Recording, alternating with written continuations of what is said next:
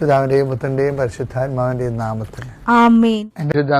അമ്മേ പരിശുദ്ധമേ, ദൈവമാതാവേ, കൃപാസനത്തിലൂടെ ഞങ്ങൾക്കും ഞങ്ങളുടെ ദേശത്തിനും അമ്മ മധ്യസ്ഥം തേടി തന്ന എല്ലാ അനുഗ്രഹങ്ങൾക്കും കൃപകൾക്കും ഞങ്ങളിപ്പോൾ ഹൃദയം നിറഞ്ഞ നന്ദി പറയുന്നു. അമ്മേ പരിശുദ്ധമേ, ദൈവമാതാവേ, 2004 ഡിസംബർ 7 ഉച്ചകഴിഞ്ഞ് 2:30 കൃപാസനത്തിൽ സംഭവിച്ച അമ്മയുടെ പ്രത്യക്ഷപ്പെടലിനെ കുറിച്ച് തിരുസഭയ്ക്ക് സമർപ്പിച്ചിരിക്കുന്ന പഠനരേഖകളുടെ മേൽ സഭാത്മകമായ പഠനം ആരംഭിക്കുവാൻ ഞങ്ങൾ പ്രാർത്ഥിക്കുന്നു. അമ്മേ പരിശുദ്ധമേ, ഭൂസ്വർലോകങ്ങളുടെ രാജ്ഞിയായ അങ്ങേയ്ക്ക് ഭൗമസംരക്ഷണത്തിനായി പ്രപഞ്ചപ്രകൃതിയെ തന്നെ തിരുസഭ പ്രതിഷ്ഠിക്കുവാൻ ഈ പ്രത്യക്ഷീകരണം വഴി ഇടയാക്കണമേ. പരിശുദ്ധമേ, ജപമാല മാതാവേ, സകല കൃപാസനം പ്രാർത്ഥനയോടും ചേർത്ത് ഞങ്ങളിപ്പോൾ പ്രാർത്ഥിക്കുന്ന ഈ കുടുംബത്തിന്റെ പ്രത്യേക നിയോഗം പറ മക്കളെ.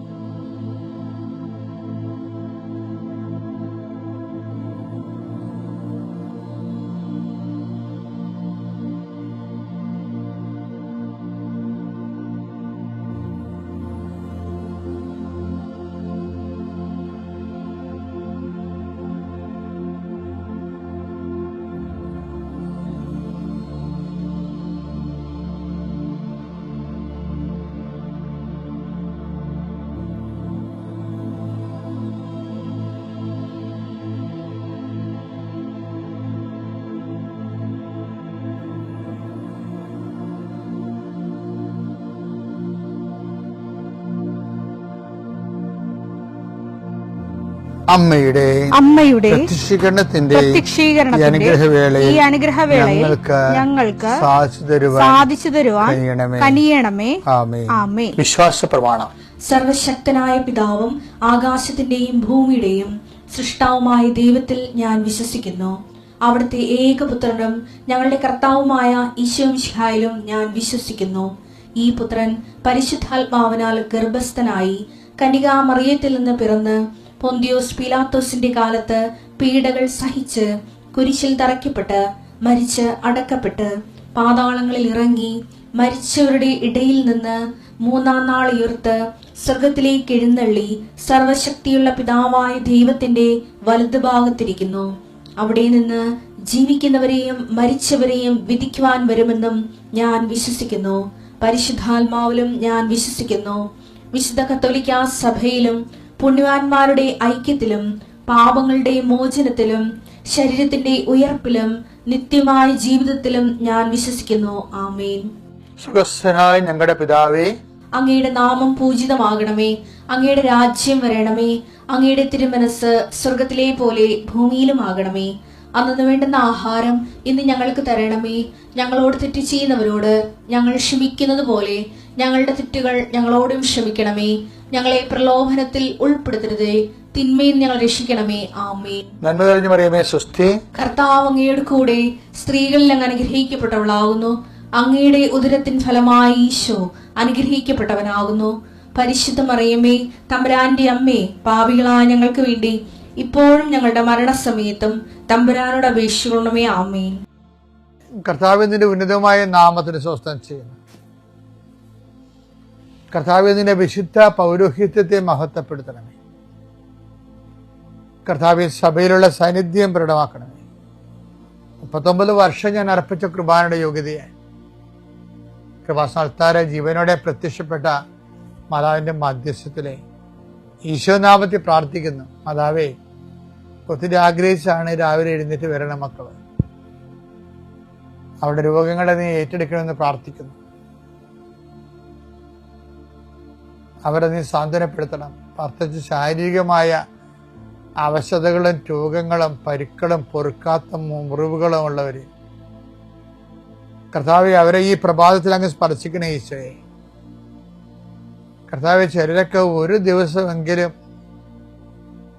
ഒന്ന് ശരീരത്തിന് രോഗമില്ലാതിരുന്നെങ്കിലും ആഗ്രഹിക്കുന്ന രോഗികളാ. കർത്താവെ, കണ്ണീരോടെ പ്രാർത്ഥിക്കുന്നു. അവരെ നീ കൈവിട്ട് കളയരുത്. കർത്താവ് സമാധാനത്തിന് വേണ്ടി പ്രാർത്ഥിക്കുന്നവരുണ്ട്, ഉറക്കം ഇല്ലാത്തവരുണ്ട്. കർത്താവ് ഒരു വീട്ടിൽ തന്നെ താമസിച്ചിട്ട് എല്ലാവരും പരോക്ഷമായിട്ടും പ്രത്യക്ഷമായിട്ടും ഒക്കെ അവഗണിക്കുകയും ഗ്രൂപ്പുകൾ ഉണ്ടാക്കുകയും അതിൻ്റെ ആ ഗ്രൂപ്പിൽ പെടാത്തതിൻ്റെ പേരിൽ ഞെരുക്കപ്പെടുകയും ചെയ്യുന്നവരുണ്ട്. അത്രയും വലിയ തിന്മയുടെ ഭവനത്തിൽ നിന്ന് എവിടെയെങ്കിലും ഓടി ഒളിച്ചാൽ മതിയെന്ന് ഓർത്ത് വിഷമിക്കുന്നവരുണ്ട്. ഈശോയെ, അങ്ങനെ ഒറ്റപ്പെട്ടു പോയവരെ നീ താങ്ങിയെടുക്കണമേ എന്ന് പ്രാർത്ഥിക്കുന്നു. കർത്താവേ, ജപ്തി നടപടികൾ, സാമ്പത്തിക ബാധ്യതകള്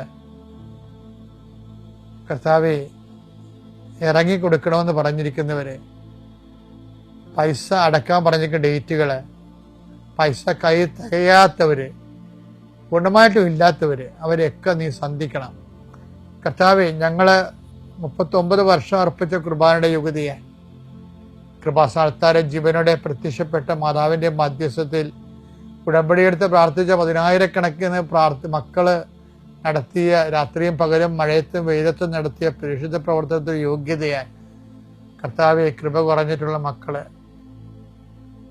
ഈ പ്രാർത്ഥന കൂടുമ്പോൾ അവരുടെ കഴിവ് കൊണ്ടോ സ്വാധീനം കൊണ്ടോ ഇതിന് തീരുമാനം ഉണ്ടാകത്തില്ല എന്ന് അവർക്കറിയാമായിരുന്നിട്ട് ആരും ഞങ്ങളെ സഹായിക്കും, ആരെങ്കിലും കർത്താവ് നീ എന്നെ അയക്കണമേ, ആരെങ്കിലും ഞങ്ങളുടെ കുടുംബത്തിലേക്ക് അയക്കണമേ, ബന്ധുക്കളോ സ്വന്തപ്പെട്ടവരോ ആരും ഇല്ലല്ലോ, ഇടപ്പോക്കാരും കാണുന്നില്ലല്ലോ, ആരെങ്കിലും അയക്കണമേ കർത്താവേ, മാതാവേ, നിന്റെ ദൂതയായി ആരെങ്കിലും ഈ വിഷയത്തിൽ അയക്കണമേ എന്ന് പ്രാർത്ഥിക്കുന്ന മക്കൾക്ക് ഇന്ന് 12 മണിക്കുള്ളിൽ ആളെ കിട്ടാൻ പരിശുദ്ധ ദേവമാതാവിന്റെ മധ്യസ്ഥയിൽ പ്രാർത്ഥിക്കുന്നു. പരീക്ഷ കുഞ്ഞുങ്ങളെ, പരീക്ഷ എഴുതി കഴിഞ്ഞവര്, നല്ല റിസൾട്ട് പ്രതീക്ഷിക്കുന്നവര്, കർത്താവ് അവസാനത്തെ പരീക്ഷയ്ക്ക് എഴുതിയിട്ട് ഇനി എഴുതാൻ കാശുമില്ല, എഴുതി പരീക്ഷ എഴുതി നാണം കെട്ടറുണ്ട്. CA പരീക്ഷ പോലുള്ള പരീക്ഷകൾ 9ഉം 10ഉം ഒക്കെ എഴുതി അവർക്ക് തന്നെ നിക്കക്കളിയില്ലാതിരിക്കുന്നവരുണ്ട്. അവരെ ഈ ഒറ്റ പ്രാർത്ഥന കൊണ്ട്, അവരുടെ കഴിവല്ല, ഉടമ്പടി പ്രവർത്തിക്കേണ്ട മനുഷ്യന്റെ കഴിവിലല്ല, not by merit but by ഗ്രേസിലാണ്.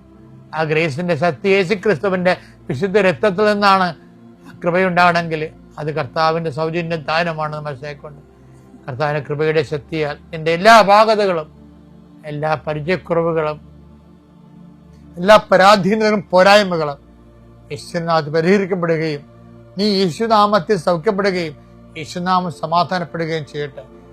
നിത്യപിതാവും പുത്രനും പരിശുദ്ധാത്മാവായ സർവേശ്വര എന്നേക്കും ആമേൻ. ഇന്നൊരു രസം ഉണ്ടായേ. ഇന്നലെ ഞാൻ അൾത്താര നിന്നപ്പോൾ എല്ലാ ദിവസവും ഞാൻ ആൾക്കാരെ കാണുമല്ലോ, ഈ നടുവൊക്കെ ഒടിഞ്ഞ് ആൾക്കാർ താങ്ങിക്കൊണ്ട് വരുന്ന ആൾക്കാരുണ്ടല്ലോ, അവരെ കണ്ടപ്പോൾ എനിക്ക് പ്രത്യേക കരുണ തോന്നിയവരോട് ഞാൻ അവരുടെ കാര്യം ആദ്യം സാധിച്ചു കൊടുത്തു. അവരെ കാര്യമായിട്ട് പരിഗണിച്ച് അവർ സൈത്ത് പൂശി ഈശോയുടെ നാമത്തിൽ പ്രാർത്ഥിച്ച് അവർ നിർത്തി കഷ്ടപ്പെടുത്താതെ പറഞ്ഞു വിട്ടു.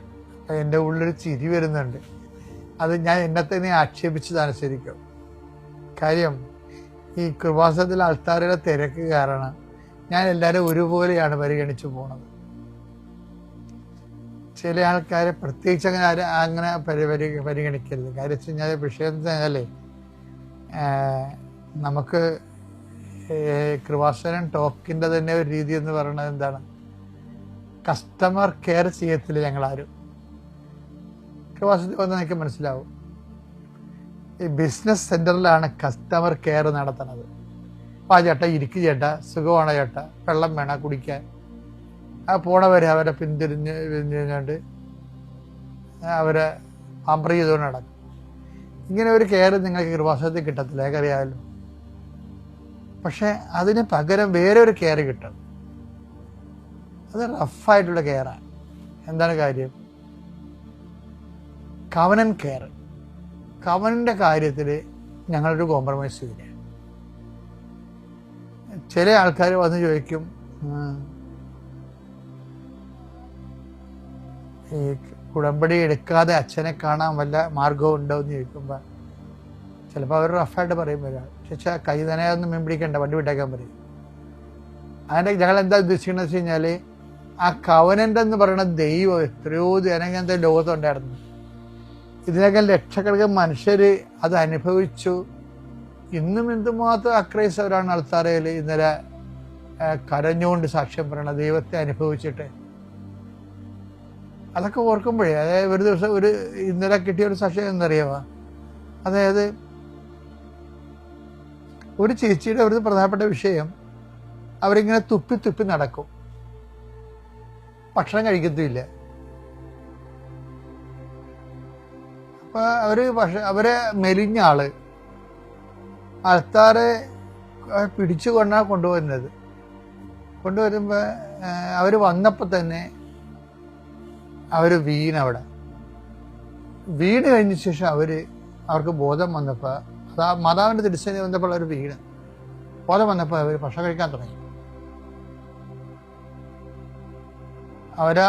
അവര് ഭക്ഷണം കഴിക്കേണ്ട അവരുടെ മകള് കരഞ്ഞുപോയി. കാര്യം മാസങ്ങളായി അമ്മ ഭക്ഷണം കഴിച്ചിട്ട്. അപ്പൊ അമ്മ ആ കെട്ടഴിച്ച് വിട്ട്. പക്ഷെ എന്നാലും തുപ്പല് മാറുന്നില്ല. അൾത്താരയിൽ അവർ വരുമ്പോ അവർക്ക് വേറെ എന്തോ അസുഖമൊക്കെ പറഞ്ഞ് അൾത്താര വരികയാണെങ്കിലും ഞാൻ സൈത്തെടുക്കുമ്പോൾ ഈശോ എന്നെ കൊണ്ട് അവിടെ തൊണ്ടയിൽ കുരിശിടാൻ പറഞ്ഞു. അങ്ങനെ ഞാൻ തൊണ്ടയിൽ കുരിശിട്ട്. അതോടുകൂടി അവളുടെ തുപ്പൽ നിർത്തി. എത്രയോ വർഷങ്ങളുടെ തുപ്പലാണ്, ഭക്ഷണം കഴിക്കാതെ. അപ്പൊ ഇത് കാണുമ്പോ ദൈവത്തിനെ അനുഭവിച്ചു കഴിയുമ്പോ ആ മകള് കരഞ്ഞുകൊണ്ടാണ് സാക്ഷ്യം പറയുന്നത്, കരഞ്ഞുകൊണ്ട്. അപ്പൊ ഉടമ്പടി ഇതിനകം എത്രയോ ലക്ഷങ്ങള് അത് യേശുവിനെ ആദ്യമായിട്ടും കണ്ടുമുട്ടുന്നവര് പോലും ദൈവത്തെ അനുഭവിക്കുക. അപ്പൊ ദൈവത്തെ അനുഭവിക്കുമ്പോ ഞങ്ങൾ എപ്പോഴും ചെയ്യണത് എന്താണ്? ഞങ്ങള് കസ്റ്റമറിനെ കെയർ ചെയ്യത്തില്ല, പക്ഷെ കവനന്റ് കെയർ ചെയ്യും. ആദ്യം നിങ്ങൾ ദൈവരാജ്യത്തെയും അതിനെ നീതിയെയും കുറിച്ച് തന്നെ അന്വേഷിക്കുക. അതാണ് കവനന്റ് കെയർ എന്ന് പറയുന്നത്. മത്തായി 6:33 നിങ്ങൾ ആദ്യം അവിടുത്തെ രാജ്യവും അവിടുത്തെ നീതിയും അന്വേഷിക്കുക, അതോടൊപ്പം മറ്റുള്ളവയെല്ലാം നിങ്ങൾക്ക് ലഭിക്കും. കവനന്റ് കൃത്യവും വൃത്തിയായിട്ട് എടുക്കാൻ വേണ്ടി, അത് ജീവിക്കാൻ വേണ്ടി ഞങ്ങൾ ഞങ്ങളെ ട്രെയിൻ ചെയ്യും. പിന്നെ കവനന്റ് തെറ്റിക്കുന്നവരോട് വളരെ ശാസനാപൂർവ്വം സംസാരിക്കും. തലയിലേക്ക് ഞാൻ സംസാരിക്കാൻ കേട്ടത് നിങ്ങൾക്ക് മനസ്സിലാവും. കുർബാനയ്ക്ക് വളരെ കർക്കശമായിട്ട് സംസാരിക്കും. നിങ്ങൾ ആലപ്പുഴ വന്ന് പണി മേടിക്കരുത് തന്നെ ഞാൻ പറയും. എന്താ കാര്യം? ചില ആൾക്കാർക്ക് ക്രിസ്തുവിന് അനുഗ്രഹം വേണം, ക്രിസ്തുവിനെ വേണ്ട. അപ്പൊ ഞങ്ങള് ദൈവമാണെങ്കിലും ക്രിസ്തുവിന്റെ കൂടെ അനുഗ്രഹം കൊടുക്കത്തുള്ളൂ. ഞങ്ങൾക്ക് ഏൽപ്പിച്ചിരിക്കുന്ന ജോലി അത് തന്നെയാണ്. അതുകൊണ്ട് ഞങ്ങളും ക്രിസ്തുവിന്റെ കൂടെ മാത്രമേ അനുഗ്രഹം കിട്ടാനുള്ള സാഹചര്യം ഉണ്ടാക്കത്തുള്ളൂ. അപ്പോൾ കസ്റ്റമർ കെയർ, കവനന്റ് കെയർ, അത് നിങ്ങളും അതുപോലെ തന്നെ ആയിരിക്കണം. നിലപാടിന്റെ കാര്യത്തിൽ ക്രിസ്തുവിനായിരിക്കണം ഒന്നാം സ്ഥാനം. എന്നാൽ പിന്നെ ക്രിസ്തു നിങ്ങളെ തിരിച്ചറിയും. അറിഞ്ഞു കഴിഞ്ഞാൽ പിന്നെ നിങ്ങളെ അനുഗ്രഹിക്കും. യേശുവെ നന്ദി, യേശുവെ സ്തോത്രം. പരിശുദ്ധ അമ്മയ്ക്കും എൻ്റെ പൊന്നൂശോയ്ക്കും എനിക്ക് ലഭിച്ച ഈ അനുഭവ സാക്ഷ്യം ഈ ഒരു അൾത്താരയിൽ ഞാൻ സമർപ്പിക്കുന്നു. എൻ്റെ പേര് ഷീബ റാഫേൽ. ഞാൻ തൃശ്ശൂരിൽ നിന്നാണ് വരുന്നത്. ഞാൻ തൃശ്ശൂരിൽ തന്നെ സെൻറ്റ് തോമസ് കോളേജിൽ അധ്യാപികയായി അസിസ്റ്റൻറ്റ് പ്രൊഫസറായിട്ട് ഞാൻ ജോലി ചെയ്യുന്നു. നിങ്ങൾക്കെല്ലാവർക്കും അറിയാവുന്നതുപോലെ കോളേജ് അധ്യാപകർക്ക് വേണ്ട യോഗ്യതകളിൽ ഒന്നാണ് PhD പഠനം. അതുമായി ബന്ധപ്പെട്ട് 2017 ഞാൻ എൻ്റെ PhD ഗവേഷണം ഞാൻ ആരംഭിച്ചു. ഞാനൊരു സുവോളജി പഠിപ്പിക്കുന്ന അധ്യാപികയാണ്. അതുകൊണ്ട് തന്നെ ഞാൻ ഗവേഷണത്തിനായി തിരഞ്ഞെടുത്ത വിഷയം ഇരട്ടവാലൻ, അതായത് നമ്മുടെ ബുക്കുകളെ നശിപ്പിച്ചുകൊണ്ടിരിക്കുന്ന ഒരു ചെറിയ ഇൻസെക്റ്റാണ്. ഇംഗ്ലീഷിൽ അതിനെ സിൽവർ ഫിഷ് എന്നാണ് പറയുന്നത്. ഇരട്ടവാലനിലാണ് ഞാൻ ഗവേഷണം ആരംഭിച്ചത്. ആ ഒരു ടോപ്പിക്ക് ഞാൻ സെലക്ട് ചെയ്യാനുള്ള കാരണം, ആ ഒരു മേഖലയിൽ കേരളത്തിൽ ഇന്നോളം ആരും തന്നെ വർക്ക് ചെയ്തിട്ടില്ല, ഗവേഷണം നടത്തിയിട്ടില്ല. ഇന്ത്യയിലും വളരെ റെയറായിട്ട് മാത്രമുള്ള ചെറിയ ചെറിയ ഗവേഷണങ്ങൾ മാത്രമാണ് പുറത്തോട്ട് വന്നിട്ടുള്ളത്. ഏറ്റവും കൂടുതൽ ഇതുമായി ബന്ധപ്പെട്ട ഗവേഷണങ്ങൾ നടക്കുന്നത് ഓസ്ട്രേലിയയിലാണ്. അതുകൊണ്ട് തന്നെ എൻ്റെ ഗൈഡ് എനിക്ക് വേണ്ടിയിട്ട് എല്ലാ സപ്പോർട്ടും തന്നു. അതിൽ നമുക്ക് ഗവേഷണം ആരംഭിക്കാം. കാരണം ആരും ചെയ്യാത്ത ഒരു ഫീൽഡിൽ വർക്ക് ചെയ്യുമ്പം അതിന് കുറച്ചും കൂടി റെലവൻസ് കൂടുതലാണല്ലോ. അങ്ങനെ 2017 ഞാൻ ഗവേഷണം ആരംഭിച്ചു. പക്ഷേ 2 വർഷത്തോളം ഞാൻ അതിന് വേണ്ടിയിട്ടുള്ള പഠനങ്ങൾ ഞാൻ നടത്തി. പക്ഷേ എനിക്ക് മനസ്സിലാക്കി ഞാൻ കേരളത്തിലുള്ള പല ജില്ലകളിലും നടന്ന് ഈ ഒരു ഇൻസെക്റ്റിനെ മാക്സിമം ഞാൻ കളക്ട് ചെയ്തു. പക്ഷേ ഇൻസെക്റ്റിനെ അതിൻ്റെ ഡൈസെക്ഷൻ ചെയ്യണം, മൈക്രോസ്കോപ്പിലൂടെ നമ്മളതിൻ്റെ സ്ട്രക്ചർ പഠിക്കണം. അതിനുശേഷമാണ് അത് ഏത് സ്പീഷീസാണെന്ന് നമുക്ക് മനസ്സിലാക്കാനായിട്ട് സാധിക്കുകയുള്ളൂ. അപ്പോൾ അങ്ങനെ 2 വർഷം ഞാൻ ഈ ഒരു ഇൻസെക്റ്റുമായിട്ട് എൻ്റെ ലാബിൽ മണിക്കൂറുകളോളം, ദിവസങ്ങളോളം, മാസങ്ങളോളം ഞാൻ ചിലവഴിച്ചു. പക്ഷേ ഇതിനെക്കുറിച്ച് പഠിക്കാനോ ഇതിനെ എനിക്ക് ഡൈസെക്റ്റ് ചെയ്യേണ്ട മെത്തേഡ് ഏതാണെന്നോ ഒന്നും തന്നെ എനിക്ക് മനസ്സിലാകുന്നില്ല. കാരണം ഇതിന് വേണ്ടിയിട്ടുള്ള ഡയറക്ഷൻസ് പറഞ്ഞു തരാനായിട്ട് കേരളത്തിൽ ആരും തന്നെ ഇല്ല. ഇന്ത്യയിൽ ഒരേ ഒരാളാണ് ഇത് വർക്ക് ചെയ്യുന്നത്. പക്ഷെ ആളായിട്ട് ഞാൻ പല മെയിൽ അയച്ചെങ്കിലും എനിക്ക് പ്രത്യേകിച്ച് കോണ്ടാക്റ്റ് ഒന്നും എനിക്ക് ലഭിച്ചില്ല. അങ്ങനെ ഞാൻ എൻ്റെ കഴിവിൽ തന്നെ ഞാൻ വിശ്വാസം അർപ്പിച്ചുകൊണ്ട് വീണ്ടും ദിവസങ്ങളും മാസങ്ങളും വർഷങ്ങളും ഞാൻ ചെലവഴിച്ചു.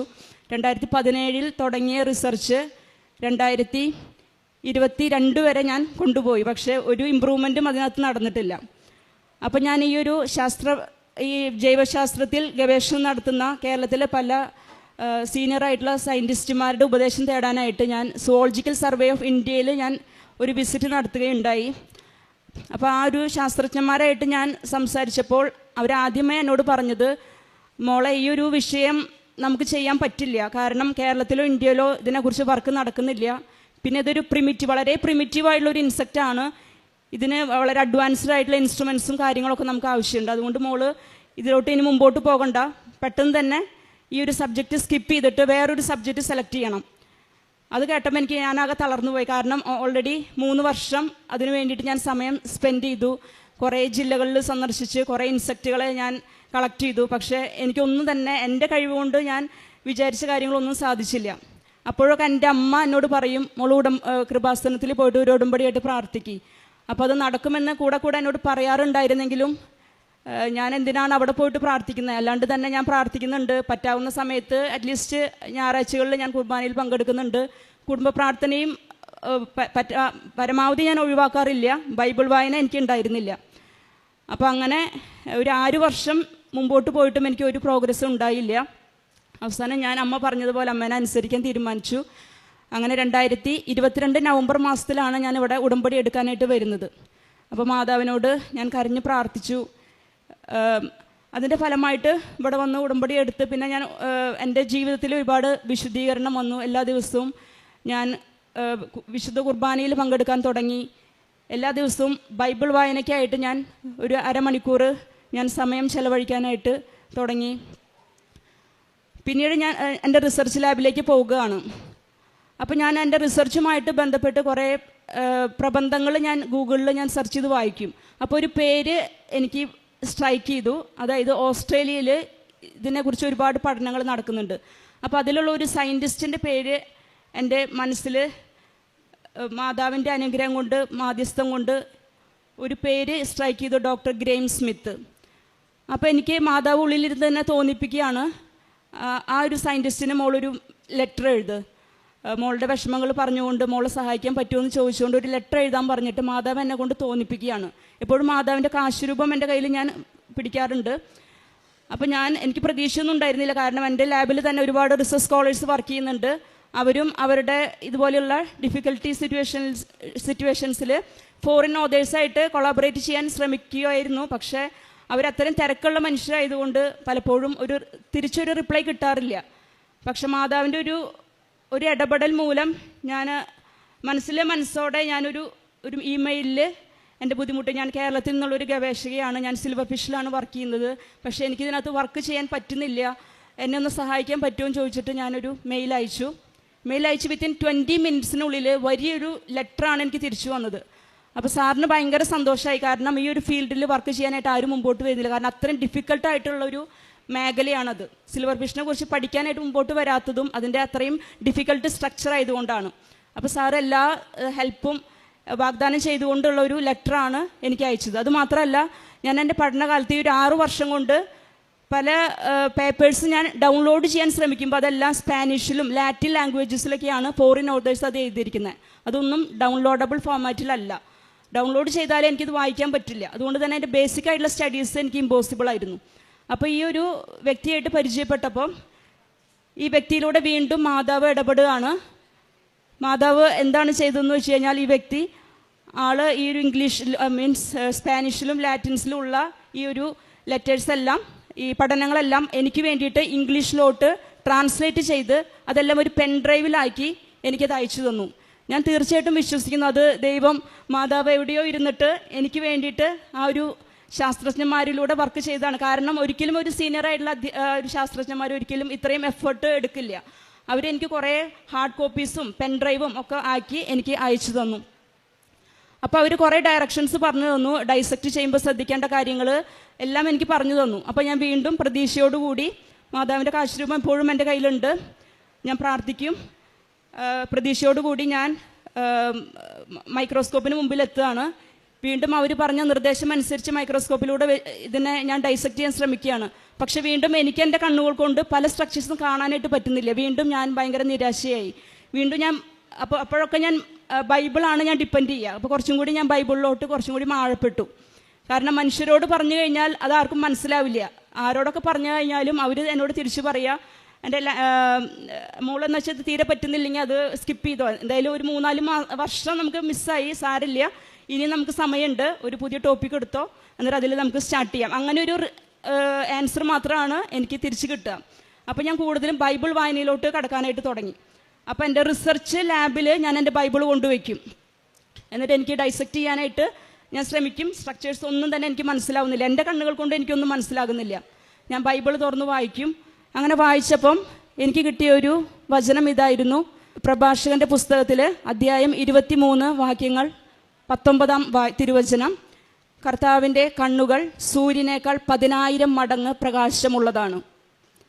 അപ്പോൾ അത് എനിക്ക് തന്നൊരു വചനമായിട്ട്, കാരണം എൻ്റെ കണ്ണുകൾ കൊണ്ട് കാണാൻ പറ്റാത്തൊരു കാര്യം ദൈവത്തിൻ്റെ കണ്ണുകൾ കൊണ്ട്, കാരണം ആ മൈക്രോസ്കോപ്പ് നമുക്കറിയാം ചെറിയ വസ്തുക്കളെ ഒരുപാട് വലുതാക്കി കാണിക്കുന്ന ഒരു ഇൻസ്ട്രുമെൻ്റാണ് മൈക്രോസ്കോപ്പ്. പക്ഷെ അതിനേക്കാളും പ്രകാശവും വ്യക്തതയുമുള്ള എൻ്റെ കർത്താവിൻ്റെ കണ്ണുകൾ വെച്ചുകൊണ്ട് എനിക്ക് ആ ഒരു സ്ട്രക്ചേഴ്സ് പഠിക്കാൻ പറ്റും എന്ന് ഞാൻ പൂർണ്ണമായിട്ട് വിശ്വസിച്ചു. എല്ലാ ദിവസവും പിറ്റേ ദിവസം മുതൽ ഞാൻ ഡിസെക്ഷനിലേക്ക് വേണ്ടിയിട്ട് വരുമ്പം ഈ ഒരു വചനം, ഒരു നോട്ട്ബുക്ക് ഞാൻ കീപ്പ് ചെയ്ത് ഈ ഒരു വചനം 10 തവണ ഞാൻ എഴുതും. എന്നിട്ട് ഞാൻ പ്രാർത്ഥിക്കും, മാതാവേ, എൻ്റെ ഈശോയെ, എൻ്റെ ഈശോ എന്നിലൂടെ ഈശോയുടെ കണ്ണുകൾ പ്രവർത്തിക്കണമേ, ഈ ഒരു സ്ട്രക്ചർ പഠിക്കാനായിട്ടുള്ള ബോധ്യം എനിക്ക് മനസ്സിലാക്കി തരണമേ എന്ന് ഞാൻ പ്രാർത്ഥിച്ചുകൊണ്ടാണ് ഞാൻ ഡിസെക്ഷനിലോട്ട് ഇരിക്കുന്നത്. പിന്നീട് എനിക്ക് ആ ഒരു ഡിസെക്ഷൻ പ്രോസസ്സ് വളരെ സിമ്പിളായി തോന്നി. എനിക്ക് പരിചയമില്ലാതിരുന്ന പല സ്ട്രക്ചേഴ്സും എനിക്ക് വളരെ ഈസി ആയിട്ട് എൻ്റെ കർത്താവിൻ്റെ കണ്ണുകളിലൂടെ എനിക്ക് പഠിക്കാനായിട്ട് സാധിച്ചു. അപ്പോൾ ഞാനിവിടെ സാക്ഷ്യപ്പെടുത്തുമ്പോൾ 6 വർഷം കൊണ്ട് എനിക്ക് സാധിക്കാതിരുന്ന എൻ്റെ പഠനം 2 വർഷം കൊണ്ട്, 2022 ഞാൻ ഉടമ്പടി എടുക്കുന്നത്. 2022 നവംബർ മാസത്തിലാണ് എൻ്റെ ഗവേഷണം പൂർത്തിയാക്കി. മിനിഞ്ഞാന്ന്, അതായത് 15-ാം തീയതി, ഡിസംബർ 15-ാം തീയതി 2025 ഡിസംബർ 15-ാം തീയതിയാണ് എക്സാമിനേഴ്സ് ഒഫീഷ്യൽസൊക്കെ വന്നിട്ട് എൻ്റെ ഗവേഷണം അവർ പഠിച്ച് എനിക്ക് ഡോക്ടറേറ്റ് തരികയുണ്ടായി. ഇപ്പം ഞാൻ ഷീബ റാഫേൽ അല്ല, നിങ്ങളുടെ മുമ്പിൽ ഇപ്പോൾ ഞാൻ നിൽക്കുന്നത് ഡോക്ടർ ഷീബ റാഫേലായിട്ടാണ് ഞാൻ നിൽക്കുന്നത്. എൻ്റെ പഠനത്തിലൂടെ കേരളത്തിന്, ലോകത്തിന് തന്നെ കർത്താവിൻ്റെ സൃഷ്ടി എന്ന് പറയുന്നത് അത്രയും സങ്കീർണമാണ്. അപ്പോൾ ഞാൻ ദൈവത്തിന് വീണ്ടും നന്ദി പറയാണ്. ആ ഒരു സൃഷ്ടിയുടെ ചെറിയൊരു കണ്ണിക മാത്രമാണ് ഞാൻ പഠിച്ചത്. ആ ഒരു കണ്ണിക പഠിക്കാനായിട്ട് ഞാൻ ദീർഘമായിട്ടുള്ള 8 വർഷങ്ങളാണ് എടുത്തത്. അത് എൻ്റെ ഒരു കഴിവ് കൊണ്ട് ഞാൻ 6 വർഷം ഞാൻ വേസ്റ്റ് ചെയ്തു. പക്ഷെ ദൈവത്തിൻ്റെ കഴിവിൽ ഞാൻ ആശ്രയിച്ചപ്പോൾ അത്രയും സ്പീഡപ്പാക്കിയിട്ട് എൻ്റെ ഒരു ഗവേഷണം, എൻ്റെ പ്രബന്ധത്തിൽ 6 ചാപ്റ്റേഴ്സാണുള്ളത്. ഈ ഒരു 6 ചാപ്റ്റേഴ്സ് എനിക്കൊരു 2 വർഷം കൊണ്ട് എഴുതി തീർക്കാൻ സാധിച്ചു. അതുമാത്രമല്ല, ലോകത്തിന് അജ്ഞാതമായിട്ടുള്ള 2 പുതിയ സ്പീഷീസുകളെ എനിക്ക് ലോകത്തിന് റിപ്പോർട്ട് ചെയ്യാൻ പറ്റി. ഞാൻ റിപ്പോർട്ട് ചെയ്തിട്ടുള്ള 5 സ്പീഷീസും കേരളത്തിന് പുതിയതാണ്. കാരണം കേരളത്തിൽ 0 റിപ്പോർട്ടാണ്. എൻ്റെ ഗവേഷണത്തിന് മുമ്പ് കേരളത്തിൽ 0 റിപ്പോർട്ടായിരുന്നു. എൻ്റെ ഗവേഷണത്തിന് ശേഷം 5 സ്പീഷീസ് ഞാൻ റിപ്പോർട്ട് ചെയ്തില്ല. 5ഉം കേരളത്തിന് പുതിയതാണ്. അതിൽ 2 എണ്ണം ലോകത്തിന് തന്നെ എനിക്ക് സമ്മാനമായിട്ട് കൊടുക്കാനായിട്ട് പറ്റി. അത് എൻ്റെ മാതാവിൻ്റെയും എൻ്റെ പൊന്നു തമ്പുരാൻ്റെയും സാന്നിധ്യം കൊണ്ടും സഹായം കൊണ്ടും മാത്രമാണെന്ന് ഞാൻ ഉറച്ച് വിശ്വസിക്കുന്നു. അതുമാത്രമല്ല, എൻ്റെ ഓപ്പൺ ഡിഫൻസ് മിനിഞ്ഞാന്നായിരുന്നു. അപ്പോൾ ഞാനൊരു അധ്യാപികയാണെങ്കിലും ഒഫീഷ്യൽസൊക്കെ എൻ്റെ മുമ്പിൽ ഇങ്ങനെ വന്നിരിക്കുമ്പോൾ എനിക്ക് ഭയങ്കര ടെൻഷനാണ്. അപ്പോൾ എനിക്കും എൻ്റെ ഗൈഡിനും ഉണ്ടായിരുന്നൊരു ടെൻഷൻ. നന്നായിട്ട് തന്നെ ഗവേഷണം പൂർത്തിയാക്കാൻ പറ്റിയിട്ടുണ്ട്. പക്ഷേ അത് നല്ല രീതിയിൽ ഒരു ക്രൗഡിൻ്റെ മുമ്പിൽ ഷീബയ്ക്ക് പ്രസൻറ്റ് ചെയ്യാൻ പറ്റുമോ എന്നുള്ളത് എൻ്റെ ഗൈഡിന് ഭയങ്കര ഒരു ടെൻഷനുള്ള കാര്യമായിരുന്നു. പക്ഷെ അപ്പോഴും ഞാൻ എൻ്റെ കാശുരൂപം മുറുകെ പിടിച്ചുകൊണ്ടാണ് ആ സ്റ്റേജിൽ കയറുന്ന വരയ്ക്കും എനിക്ക് ഭയങ്കര ടെൻഷൻ ഉണ്ടായിരുന്നു. ഈ കാശുരൂപം പിടിച്ച് ഞാൻ ആ സ്റ്റേജിലേക്ക് എൻ്റെ പ്രബന്ധം അവതരിപ്പിക്കാനായിട്ട് കയറിയപ്പോൾ എനിക്ക് നന്നായിട്ട് ഫീൽ ചെയ്തു. ഒരു ആത്മാവിൻ്റെ അരൂപി എന്നെ മേൽ നിറഞ്ഞു നിൽക്കുന്നതായിട്ട് ഒരു ഫീലിംഗ് എനിക്ക് നന്നായിട്ടുണ്ടായി. വളരെ കൂളായിട്ട് എനിക്ക് അവർ ചോദിച്ച ക്വസ്റ്റ്യൻസ് എല്ലാം വളരെ നന്നായിട്ട് എനിക്ക് ആൻസർ ചെയ്യാൻ പറ്റി. എൻ്റെ ഡിസ്കവറീസ് എല്ലാം ആ ഒരു ക്രൗഡിൻ്റെ മുമ്പിൽ വളരെ സ്മൂത്തായിട്ട് എനിക്ക് പ്രസൻറ്റ് ചെയ്യാനായിട്ടും സാധിച്ചു.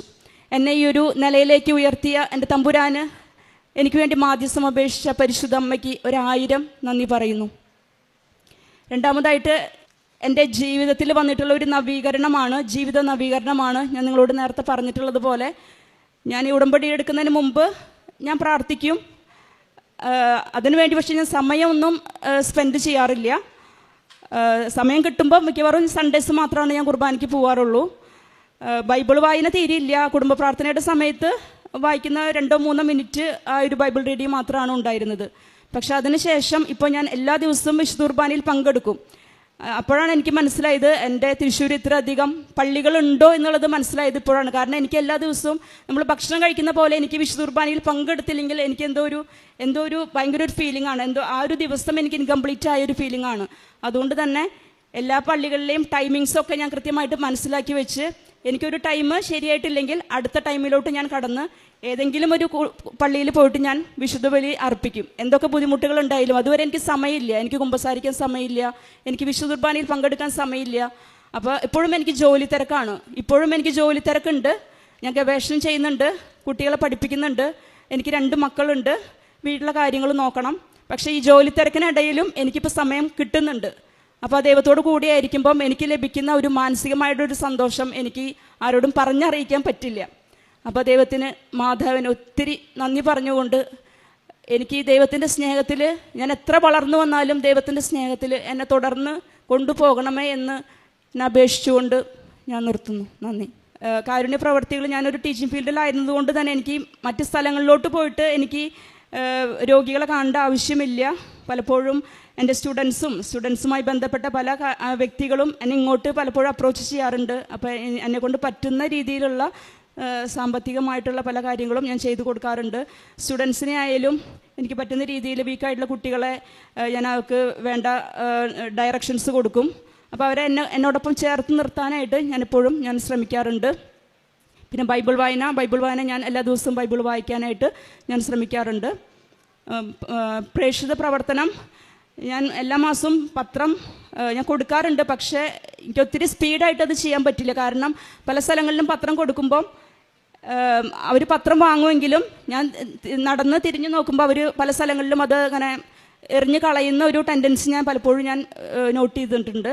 അതുകൊണ്ട് തന്നെ ആ ഒരു പത്രം കൊടുത്തു കഴിഞ്ഞാൽ അവർക്കത് എന്താ പറയുക, ഉപകാരപ്പെടുമെന്ന് തോന്നുന്ന വ്യക്തികൾക്ക് മാത്രമാണ് ഞാൻ കൊടുക്കാറുള്ളത്. അപ്പോൾ പലപ്പോഴും ഞങ്ങളുടെ വീടിനടുത്തുള്ള ജൂബിലി മിഷൻ ഹോസ്പിറ്റലിലും അതുപോലെ ഓട്ടോറിക്ഷ ഇടുന്ന ആ സ്ഥലങ്ങളിലും ഞാൻ പിന്നെ ഷോപ്പിൽ പോകുമ്പോൾ അവിടെയുള്ളവർക്കാണ് എനിക്ക് തോന്നണം, ഒരു വ്യക്തിനെ കാണുമ്പം അവരത് വായിക്കും എന്നെനിക്ക് ഉറപ്പുള്ള ആളുകൾക്ക് മാത്രമാണ് ഞാൻ കൊടുക്കാറുള്ളത്. അല്ലാണ്ട് ഒത്തിരി ഞാൻ വളരെ ഫാസ്റ്റായിട്ട് ഒരു പ്രോസസ്സ് ഞാൻ കംപ്ലീറ്റ് ആക്കാറില്ല. അതുകൊണ്ട് തന്നെ ഞാൻ ഒത്തിരി ലാഗ് വരുത്തിയിട്ടുണ്ട്. പരിശുദ്ധ അമ്മയ്ക്കും ദൈവമാതാവിനും എൻ്റെ പൊന്നു തമ്പുരാനും ഒത്തിരി നന്ദി പറഞ്ഞുകൊണ്ട് നിർത്തുന്നു. റൂത്ത് 2:12 നിന്റെ പ്രവൃത്തികൾക്ക് കർത്താവ് പ്രതിഫലം നൽകും. നീ അഭയം പ്രാപിച്ചിരിക്കുന്ന ഇസ്രയേലിൻ്റെ ദൈവമായ കർത്താവ് നിന്നെ സമൃദ്ധമായി അനുഗ്രഹിക്കും. വിവ അഗസ്റ്റിൻ എന്ന ഈ സഹോദരി തൻ്റെ ഗവേഷണ പഠനത്തിൽ വന്ന വലിയ ക്രൈസിസിൽ പരിശുദ്ധമ്മയെ കണ്ടെത്തുകയും കൃപാസന മാതാവിൻ്റെ തിരുനടയിൽ ഉടമ്പടിയെടുത്ത് സമയച്ചുരുക്കത്തിൽ അതീവ ക്ലേശകരമായ ഒരു ഗവേഷണ പ്രബന്ധം സുന്ദരമായി പൂർത്തീകരിച്ച് 5 പുതിയ സ്പീഷീസ് അത് കേരളത്തിനും 2 പുതിയ സ്പീഷീസ് ലോകത്തിനും നൽകിയതിൻ്റെ ഉജ്ജ്വലമായ സാക്ഷ്യമാണ് നമ്മോട് പങ്കുവച്ചത്. മകൾ 100 കണക്കിന് ആർട്ടിക്കിൾസ് വായിച്ചിട്ടുണ്ട്. ഒത്തിരി പേരുടെ പേരുകൾ ഓരോ ആർട്ടിക്കിളിലും കണ്ടിട്ടുമുണ്ട്. അമ്മ കൃത്യമായി ഒരു പേര് മകളുടെ ഉള്ളിലേക്ക് സ്ട്രൈക്ക് ചെയ്ത് കൊടുക്കുകയാണ്. നീ ഈ വ്യക്തിയോടൊന്ന് കോണ്ടാക്ട് ചെയ്യ്. അതാ മകൾ പറയുന്നത്. ഓസ്ട്രേലിയയിലുള്ള ഒരു സയൻറ്റിസ്റ്റിൻ്റെ പേര് വല്ലാതെ സ്ട്രൈക്ക് ചെയ്ത് വന്നു. ഞാനൊരു മെയിൽ അയച്ചു, മനസ്സില്ലാ മനസ്സോടെ. കാരണം കൂടെയുള്ളവർ മെയിൽ അയച്ചിട്ട് മറുപടി ഒന്നുമില്ലാതെ അവർ കാത്തിരുന്ന് വിഷമിക്കുന്നത് കണ്ടിട്ടുള്ളത് കൊണ്ട്, എന്താകുമെന്ന് എനിക്കറിയാത്തത് കൊണ്ട് അത്ര കണ്ട് പ്രതീക്ഷ വയ്ക്കാതെ ഞാനൊരു മെയിൽ അയച്ചു. എന്നാൽ മകൾ സൂചിപ്പിച്ചു, 20 മിനിറ്റിനുള്ളിൽ താൻ അയച്ചതിൻ്റെ 10 ഇരട്ടി വലിപ്പമുള്ള മെയിലാണ് തന്നെ സഹായിക്കുവാനുള്ള എല്ലാ വഴികളും വിശദീകരിച്ചെഴുതിക്കൊണ്ട് എങ്ങനെ പഠിക്കണം, എങ്ങനെ പ്രാണികളെ ഡിസെക്റ്റ് ചെയ്യണം, എങ്ങനെ അതിൻ്റെ ഗവേഷണം കൊണ്ടുപോകണം, എല്ലാ വിവരങ്ങളും വിവരിച്ചുകൊണ്ട് കൃത്യമായിട്ട് ഒരു റിപ്ലൈ കിട്ടുന്നത്. മകൾ പറഞ്ഞു, അന്ന് മുതൽ അമ്മയുടെ ഉടമ്പടിയെടുത്ത് കുറച്ച് ദിവസം കൊണ്ട് തന്നെ എൻ്റെ ട്രാക്ക് ക്ലിയറായി. പഠനത്തിന് എനിക്കൊരു ഗതി കിട്ടി. എങ്ങനെ പഠിക്കണം വായിക്കണമെന്ന് മനസ്സിലായി. പിന്നീടുണ്ടായിരുന്ന വിഷയം മറ്റൊരു പ്രതിസന്ധിയാണ് സൂചിപ്പിച്ചത്. മറ്റ് ഭാഷകൾ, സ്പാനിഷ്, ലാറ്റിൻ, അതുപോലെ വിദേശ ഭാഷകളിലാണ് ലേഖനങ്ങളൊക്കെ കിടക്കുന്നത്. അത് ഇംഗ്ലീഷിലേക്ക് ഡൗൺലോഡ് ചെയ്യുവാനോ ട്രാൻസ്ലേറ്റ് ചെയ്യുവാനോ ഒന്നും പറ്റുന്നില്ല.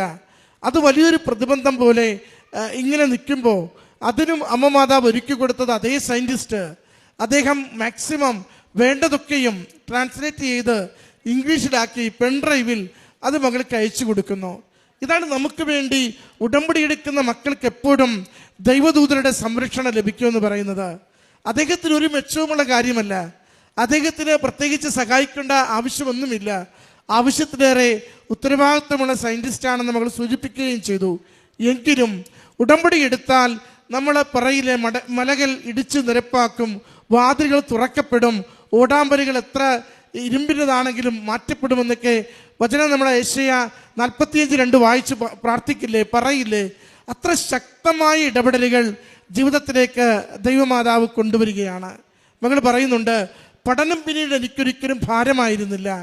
എനിക്ക് വിചാരിച്ചതിനുമേറെ ഓരോ കാര്യവും കണ്ടെത്താൻ സാധിച്ചു കൊണ്ടിരുന്നു. എൻ്റെ കണ്ണുകൊണ്ട് കാണാൻ പറ്റാതിരുന്നത് ഞാൻ തമ്പുരാൻ്റെ വചനം കൊണ്ടാണ് കണ്ടെത്തിയത്. ആകെ ക്ലേശിച്ച് ജീവിതമല്ലാതെ പ്രയാസത്തിലായപ്പോഴാണ് പ്രഭാഷക പുസ്തകത്തിൻ്റെ വചനം കിട്ടിയത്. മനുഷ്യൻ്റെ കണ്ണുകളേക്കാൾ 1000 മടങ്ങ് കണ്ണുകൾക്ക് കാഴ്ച, സൂര്യപ്രകാശത്തിൻ്റെ കാഴ്ച ദൈവത്തിനുണ്ടെന്ന്. അതുകൊണ്ട് ഞാൻ എൻ്റെ കണ്ണുകൊണ്ടല്ല, തമ്പുരാൻ്റെ കണ്ണുകൊണ്ട് ഏറ്റവും മൈക്രോയായുള്ള ജീവികളെ കാണുവാൻ വേണ്ടി പ്രാർത്ഥിച്ചുകൊണ്ടാണ് ഞാൻ പിന്നീട് ഗവേഷണം നടത്തിയത്. പ്രിയമുള്ളവരെ, ആ വാക്കുകളിൽ ഓരോന്നും എത്ര സുന്ദരമാണ്. നമ്മോട് പറയുന്നുണ്ട്, നമ്മുടെ കഴിവിന് പരിമിതികളുണ്ട്, നമ്മുടെ അറിവിന് പരിമിതികളുണ്ട്, നമ്മുടെ ചുറ്റുവട്ടത്തും സഹായിക്കുവാനുള്ള വ്യക്തികൾക്ക് പരിമിതികളുണ്ട്. ഒരിക്കലും പരിമിതിയില്ലാത്ത ദൈവത്തിൻ്റെ കരങ്ങളിൽ ജീവിതത്തെ ശരണപ്പെട്ട് ഏൽപ്പിച്ചു കൊടുക്കുവാൻ തയ്യാറാണെങ്കിൽ ഒരിക്കൽ പോലും നമ്മളെ ഇകഴ്ത്താതെ നമ്മുടെ ജീവിതം ഉയർന്നു നിൽക്കുവാൻ തക്കവിധം ദൈവം നമുക്ക് വേണ്ടി പദ്ധതി ഒരുക്കും. അത് ഏറെ വർഷങ്ങൾ നഷ്ടപ്പെട്ടുവെങ്കിലും നമുക്കത് ചുരുക്കം നാളുകൾ കൊണ്ട് അതിനെയൊക്കെ കവർ ചെയ്യുന്ന അനുഗ്രഹത്തിലേക്ക് നമ്മളെ നയിക്കുകയും ചെയ്യും. അതാണ് മകൾ ഈ അൾത്താരയിൽ സാക്ഷ്യപ്പെടുത്തിയത്. എനിക്കെൻ്റെ കുമ്പസാര ജീവിതം തിരികെ നൽകി, എനിക്കെൻ്റെ കുർബാന ജീവിതം തിരികെ നൽകി, എനിക്കെൻ്റെ വേദപുസ്തക വായന തിരികെ നൽകി, തിരക്കുകൾക്കിടയിലും ദൈവത്തെ ഓർത്തുകൊണ്ട് ജീവിക്കുവാൻ എനിക്ക് വഴിയൊരുക്കി തന്നു. ഒപ്പം ഞാൻ പഠിച്ചുകൊണ്ടിരുന്നത് പൂർത്തീകരിച്ച് ലോകത്തിന് പുതിയ സംഭാവന നൽകുവാൻ എൻ്റെ ഗവേഷണത്തിലൂടെ എൻ്റെ ഉടമ്പടി ജീവിതത്തിൽ എൻ്റെ അമ്മ ഭൗതികമായ നേട്ടവും എനിക്ക് തിരികെ നൽകിയെന്ന. പ്രിയമുള്ളവരെ, ഉടമ്പടി സമഗ്രമായൊരു പദ്ധതിയാണ്, ഒരാത്മാവിനെ വീണ്ടെടുക്കുന്ന പദ്ധതിയാണ്, ജീവിതത്തിന് ഉയർച്ച കൈമാറുന്ന പദ്ധതിയുമാണ്. ആ ജീവിതത്തിൻ്റെ ഉയർച്ചയും ആത്മാവിൻ്റെ വീണ്ടെടുപ്പും ഈ സാക്ഷ്യത്തിന് ഒരുപോലെ മകൾ അടയാളപ്പെടുത്തുകയാണ്. ഈ മകൾക്ക് ലഭിച്ച എല്ലാ ബോധ്യങ്ങൾക്കും എല്ലാ വഴിതിരിക്കലുകൾക്കും ഡോക്ടർ എന്ന ഗവേഷണ പ്രബന്ധം അവതരിപ്പിച്ച് നേടിയ ആ ഡിഗ്രിക്കും അമ്മ മാതാവിനും തിരുക്കുമാരനും നന്ദി പറഞ്ഞുകൊണ്ട് കരങ്ങളടിച്ച് ഈ സാക്ഷ്യം നമുക്ക് സമർപ്പിക്കാം. ആദ്യമായിട്ട് അമ്മയുടെ പ്രത്യക്ഷീകരണത്തിൻ്റെ സാക്ഷിയായി അമ്മ പ്രത്യക്ഷപ്പെട്ട അൾത്താരയുടെ മുമ്പിൽ നിൽക്കുവാൻ കിട്ടിയ ഭാഗ്യത്തിന് നന്ദി പറയുന്നു. എൻ്റെ പേര് അൻസു എന്നാണ്. ഞാൻ കോട്ടയത്തു നിന്നാണ് വരുന്നത്. ഞാനൊരു നേഴ്സാണ്. 7 വർഷത്തിന് മുന്നേ ഞാൻ വിദേശത്തായിരുന്നു ജോലി ചെയ്തുകൊണ്ടിരുന്നത്. ഇപ്പോൾ 7 വർഷമായിട്ട് ഞാൻ നാട്ടിലാണ്. എനിക്ക് 3 കുഞ്ഞുങ്ങളുണ്ട്, ഭർത്താവുണ്ട്, ഭർത്താവിൻ്റെ പിതാവുണ്ട്. അപ്പോൾ അവരെയൊക്കെ നോക്കി ഞാൻ 7 വർഷത്തോളം നാട്ടിലായിരുന്നു.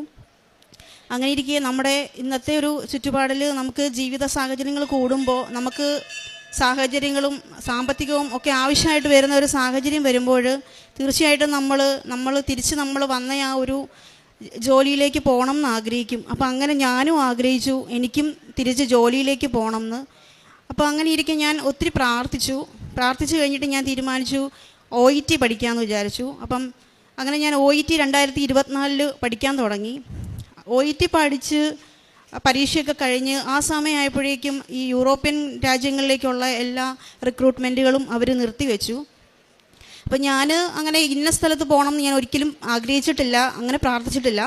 അപ്പം ഞാൻ ഒന്ന് മാത്രമേ പ്രാർത്ഥിച്ചിട്ടുള്ളൂ, അമ്മ എവിടെയാണോ എന്നെ വിടാൻ ആഗ്രഹിക്കുന്നത് ആ സ്ഥലത്ത് വേണം എനിക്ക് പോകാനായിട്ട്. അല്ലാതെ എനിക്ക് ഇന്ന സ്ഥലം എന്ന് ഞാൻ ഒരിക്കലും പറഞ്ഞ് ഞാൻ പ്രാർത്ഥിച്ചിട്ടില്ല. പോകുമ്പം ഒരാഗ്രഹം മാത്രമേ ഉണ്ടായിരുന്നുള്ളൂ, പോകുമ്പം എൻ്റെ കുടുംബത്തെ കൊണ്ടുപോകാൻ പറ്റുന്ന ഒരു സ്ഥലമായിരിക്കണം എന്ന് മാത്രമേ ഞാൻ മാതാവിനോട് പ്രാർത്ഥിച്ചിട്ടുള്ളായിരുന്നു.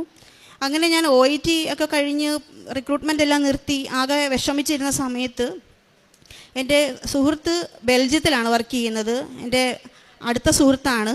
അപ്പം അവൾ എന്നോട് പറഞ്ഞു, അവിടെ ഏതോ ഒരു സൂപ്പർ മാർക്കറ്റിൽ എവിടെയോ പോയപ്പം 2 കുട്ടികളെ കണ്ടു. അവർ ഇവിടുത്തെ കേരള ഗവൺമെൻറ്റിൻ്റെ റിക്രൂട്ട്മെൻറ്റ് വഴി ബെൽജിയത്തിൽ വന്ന പിള്ളേരാണ്. അപ്പോൾ അവരെ കണ്ട് അവരോട് സംസാരിച്ചു. അപ്പം ഈ വർഷം അവിടെ റിക്രൂട്ട്മെൻറ്റ് ഉണ്ടാവും, അപ്പം നീ അത് അവരുടെ സൈറ്റിൽ ODPCയിൽ ചെക്ക് ചെയ്തുകൊണ്ടിരിക്കാൻ പറഞ്ഞു.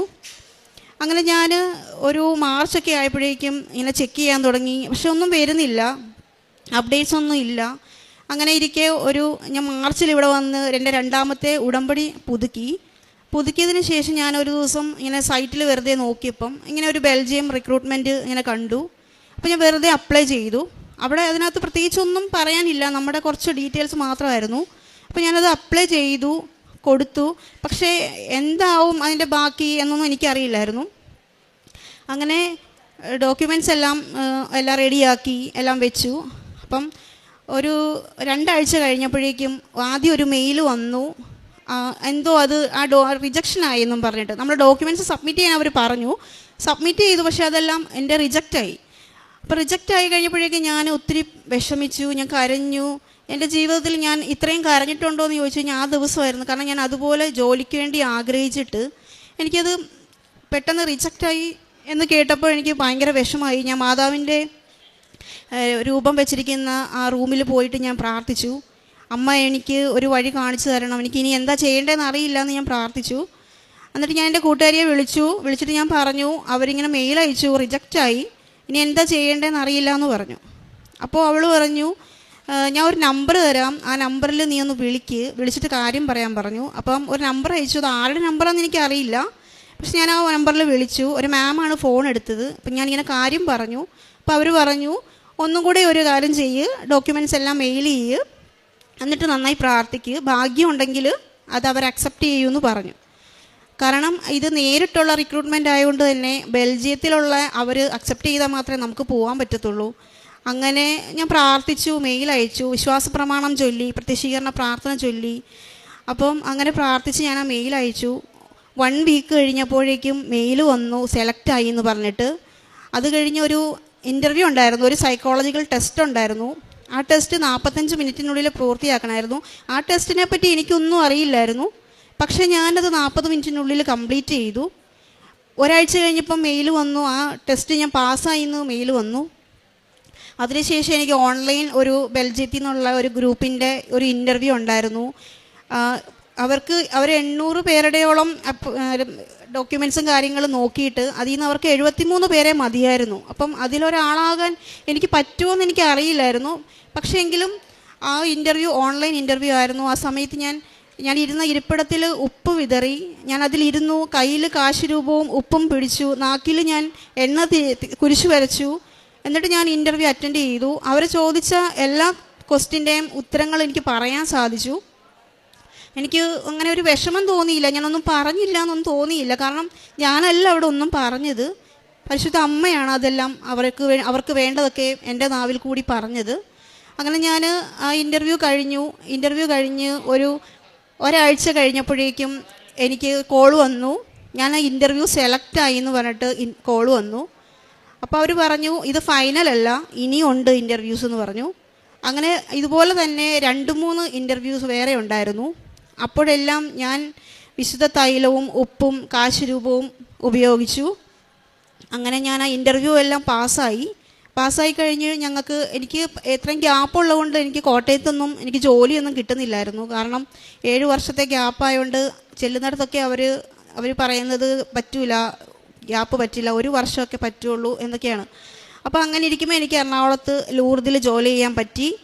അപ്പം അങ്ങനെ അവിടെ ജോലി ചെയ്തു. ലാംഗ്വേജ് കോഴ്സ് ഉണ്ടായിരുന്നു. പിന്നെ 3 മാസം കഴിഞ്ഞപ്പോഴും ബെൽജിയത്തിൽ നിന്ന് ഒരു ഗ്രൂപ്പ് ഓഫ് ആൾക്കാരെത്തി. നമുക്ക് ടെസ്റ്റ് ഉണ്ടായിരുന്നു, അസസ്മെൻറ്റും പ്രാക്ടിക്കലും തിയറിയും എല്ലാം ഉണ്ടായിരുന്നു നഴ്സിങ്ങിൻ്റെ. അങ്ങനെ ആ ടെസ്റ്റൊക്കെ പാസ്സായി. സത്യം പറഞ്ഞാൽ ഇതൊന്നും ഞാൻ സ്വന്തമായിട്ട് എൻ്റെ ഒരു കഴിവുകൊണ്ട് ചെയ്തതല്ല, പക്ഷേ അമ്മയാണ് അതെല്ലാം അവിടെ വന്ന് എനിക്ക് വേണ്ടി ഇതെല്ലാം ചെയ്തത്. കാരണം ഞാൻ അത്രയും ആഗ്രഹിച്ചു അവിടെ പോകാൻ വേണ്ടിയിട്ട് കുഞ്ഞുങ്ങളെയായിട്ട്. അപ്പം അങ്ങനെ ഇരിക്കെ ആ ടെസ്റ്റെല്ലാം കഴിഞ്ഞു.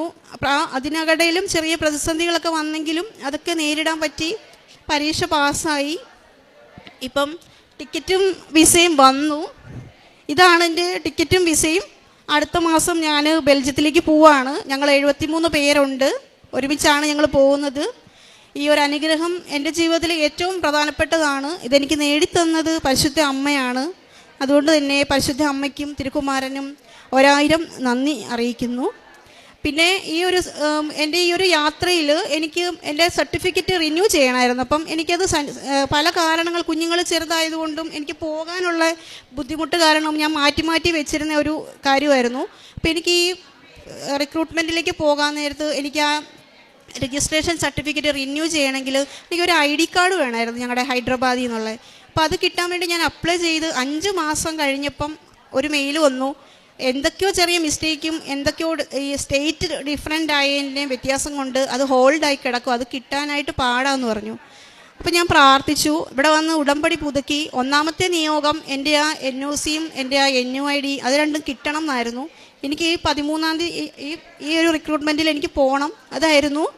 അപ്പോൾ ഞാൻ അങ്ങനെ പ്രാർത്ഥിച്ചതിൻ്റെ ഫലമായിട്ട് ഞാൻ NUID വീണ്ടും അപ്ലൈ ചെയ്തു. 1.5 മാസം കഴിഞ്ഞപ്പം ഞാൻ ആ ഏജൻറ്റിനെ വിളിച്ചപ്പോൾ അയാൾ പറഞ്ഞു അത് എന്തോ ഇഷ്യൂസാണ്, ഏജൻറ്റുമാർ തമ്മിലുള്ള ഇഷ്യൂസ് കാരണം അവർ ഹോൾഡ് ചെയ്ത് വെച്ചിരിക്കുകയാണ്, അപ്പം വേറെ ആരെയും ഏൽപ്പിക്കാൻ പറഞ്ഞു. അപ്പം ഞാൻ വീണ്ടും പ്രാർത്ഥിച്ചു. ഇവിടെ വന്ന് ഞാൻ ഒരു ദിവസം മുഴുവൻ ഇവിടെ ഇരുന്നു പ്രാർത്ഥിച്ചു. എന്നിട്ട് ഞാൻ ഒരു ഏജൻറ്റിനെ വിളിച്ചു. അദ്ദേഹം എന്നോട് പറഞ്ഞത് ഒരു 45 ദിവസം എടുക്കും ഇത് കിട്ടാമെന്ന് പറഞ്ഞു.